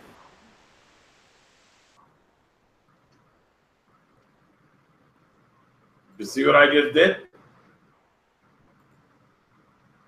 Yeah. It is no coincidence that they come out with a movie called Corpus Christi in 1969. Within that year, that place gets hit with a massive hurricane. Nothing gets hit there again until that actual play starts coming out again live in Texas. And then that exact place gets hit with another hurricane. Wow. I'm gonna have to mute for a few minutes because I'm working right now and I have to go pick somebody up. Well, I'm gonna actually shut this hangout down. I got to get ready. I think I'm going to go see this fight. Either that or I'm gonna order it. I don't know which one I'm gonna do, but I'll figure it out. Get a fire stick. Get a fire stick and What's that? What's that, dear? You need to get a fire stick, an Amazon fire stick. They're $29.99 on Amazon. Sometimes you can find them cheaper or used. Right. You can put Cody on it, and you never have to pay for anything. You get all the pay-per-views. I have Cody. Oh, well, what are you trying to go buy it for then? Well, so I can get it on Cody for free? Yeah, you just you search it. Just search the fight, and it'll come up. Like, that's how. I'm a huge football fan, and I didn't watch one single preseason game this year because I know it's rigged now since the Super Bowl. But it's heartbreaking. I'm battling that. Like, I love football, and I could watch. When I first moved here, I was distraught because I didn't get the Saints games here in North Carolina. It was all Panthers games. When I got the Fire Stick, that was the reason I bought it. Yeah, every soccer game in the world, international games, everything. Anything that's on TV anywhere in the world, you can get it free on Cody. Yeah, I got Cody. I got the cheat codes, but I didn't have to get a stick. I just downloaded Cody onto my computer, and I got the codes to go in the back door and download all the streams. And so I'm going to go look and see what I can do with it. Yep. You just search it. But yeah, you can get it on your TV like that. You just put it on Fire Stick.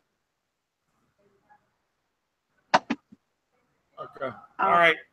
Well, I think what we're gonna do is we're gonna end this hangout.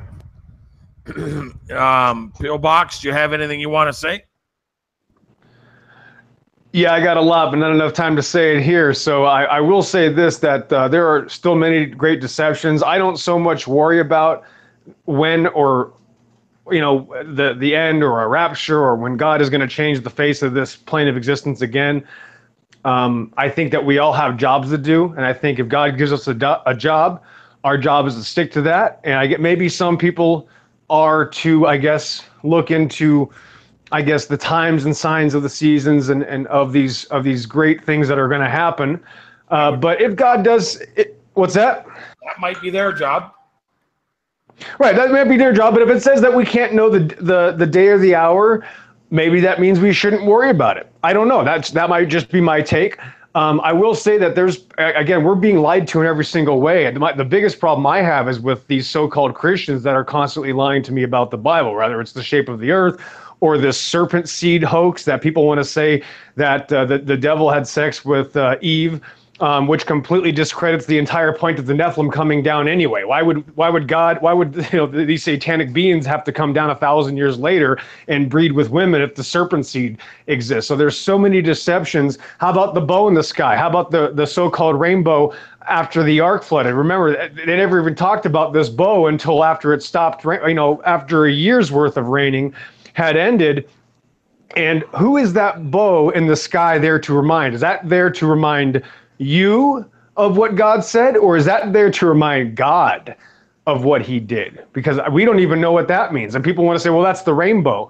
Well, you might want to look again at what it says. So we misinterpret so many different things, and there's so many things that we don't understand that are right in front of our faces. And that's what this great deception has done. They have hidden everything right under our noses. And flat earth is the easy part. I got to be honest with you. Yeah, because the rabbit hole is, it's 8 miles deep. Yeah. What do you have to say? What do you have to say in closing, Candy? I can never close because I have so much to say. So I'm gonna do a hangout later because I'm driving for Lyft. So like I did one last night and I just jump in and out. But yeah, I want to talk about this more because it's like heavy on my heart every day, all day. Okay. So I'm gonna definitely pray for you this evening in your situation. In closing, I want to say that I really appreciate when you come to our hangouts, Candy. You are a pleasant breath of fresh air, a nice change, and a very welcome friend and participant of this channel. So we are always grateful when you come by. Pillbox, I love you, brother. That really means a lot. Like, you have no idea. Well, I really do love you, Candy. You know that. And we're going to pray, and I want to start spending more time with you as well. I think you need a strong biblical companion right now. That's what I'm feeling from you, is that you need somebody that from time to time you can just spend a half hour spilling some things out and getting some scriptural understanding and some firm knowledge on. And I would love to be able to do that with you. So I'm always... No coincidences. This is God working anonymously. I said that to Flip yesterday. I said, I don't want to go to a established church anymore, but I miss that knowledge given to me by somebody who knows more than me, and I miss the interaction with somebody who's even on a different page, like a more advanced page than me, but on the same path. I just said all that yesterday. Well, I would love that. I think we should. I'm gonna give you some of my personal information in the private chat that you just shared in, so that you have open contact to me. I think it's very important. I think Teal Summers as well would be a very good connection for you, Teal. I mean, Candy, because she is very scriptural and does Bible studies and prayer groups, and she's very powerful. She's very, very powerful and very much like you in a lot of ways. So I know she's not upset with you if you ever thought that could never happen. She's smarter than me. She's got too big of a heart. She's calm and more patience than me. I guarantee you that. I listened to her talk and I'm just like, wow. Like the way she handled Brother Sanchez that night, I was just like, yeah. See me, I just firecracker, and I don't know how to stop that. I'm like pillbox. Yeah, and I'm kind of, a little bit of both. I can have my moments where I just jump on the mic with people, and other times I just try to articulate a calm message. But, I think the Lord is very powerful right now. We can all feel it, and we all have a lot to get out. We're trying to get it out all at once. And so I think that we kind of just have to pull the reins back a little bit, find what it is that God has us doing, find out what that purpose is, because we all have purposes. And some of us have many, and some of us have purposes within purposes. So, but I think working together is a good key to success. So I think that's what we should do. So I'm going to give you some of my personal information. Pillbox, I've got those dog tags done. And I need to ship them to you. Nice, but good. I need to ship them to you. Okay, good. Going on. What's that? Got a flat earth militia going on. Oh, yeah, you're pretty smart. I came up with an idea. They're military dog tags, but they're flat earth dog tags. Oh, cool. They're authentic. They're authentic, real dog tags, and they have the flat earth impression in the one tag with a serial number. So it'll be like 00001 through 0100, and then it'll be the second series, 200, 300, so on and so forth. But on the second tag, it has Job 38:4, I believe. Is that right, Pillbox? Job 38:5? Job 38:5, I think so, yes. Yes. He drew a line, and were you there when he set the foundations? Were you there when he drew a line? Yes, that one. Yep, Job 38:5. Yeah, so we're doing military dog tags, flat earth dog tags. Oh, cool. You know how 100% biblical based. You know how great it would feel to have one wrap around our necks? Wait, I got to tell you something. Yeah, that is really a good idea. I want one. I want number 8. But okay, I'll get you number 8 then. Something happened yesterday. When I read my Bible, obviously, well, not obviously, but I've never read the whole thing. I've read Proverbs countless times, but when I read my Bible, I pray before I open it, and I ask God to give me something that I need to read or need to see, or something that's going to affect my consciousness, and whether good or bad, or a scold, whatever I need, Well, yesterday when I was talking to Flip and we were discussing everything that I was talking to you guys about when I got on, he said something about Matthew 24. And I said, I need to read that. And I opened my Bible to Matthew 24. And I said, there's thousands of pages here. How did this just happen? I mean, that means that whatever we were talking about I really feel that we might have been on the right track. Oh, that's exactly what God does. He makes sure you know that he's listening. So that's a good thing, right? And people who don't know him will never understand that. How does God talk to you? You can't hear his voice. Trust me, we know. Well, then I guess they don't understand. But these are actually the same people that believe that twins have a unique way of speaking to each other or feeling each other's pains. You see, they are at one with each other because when they were in the womb, they were at one with each other in the womb. And we were at one with God when we were created. So when your spirit is given life and you become returned to being at one with God, it's the same thing. So how they believe twins can have a communication that's undeniable, then how could they not understand the same to be with God if we were made in the creation of God? Because they don't think we were made in the creation of God. Well, maybe they weren't. That's my answer. Maybe they weren't. My Bible says in John 17, when Jesus prays, he said, Father, I pray for not the world, but for the ones that you gave me. You sometimes have to really think about that to understand that not all did God give to the Son. Not everybody is going to be given to the Son. No, there has to be a purpose for this creation. Calvinism is another great deception that we've been talking about lately. You know, if God made us all robots, there'd be no point to this creation. Wake up. Right? Right. There'd be no choice. No point.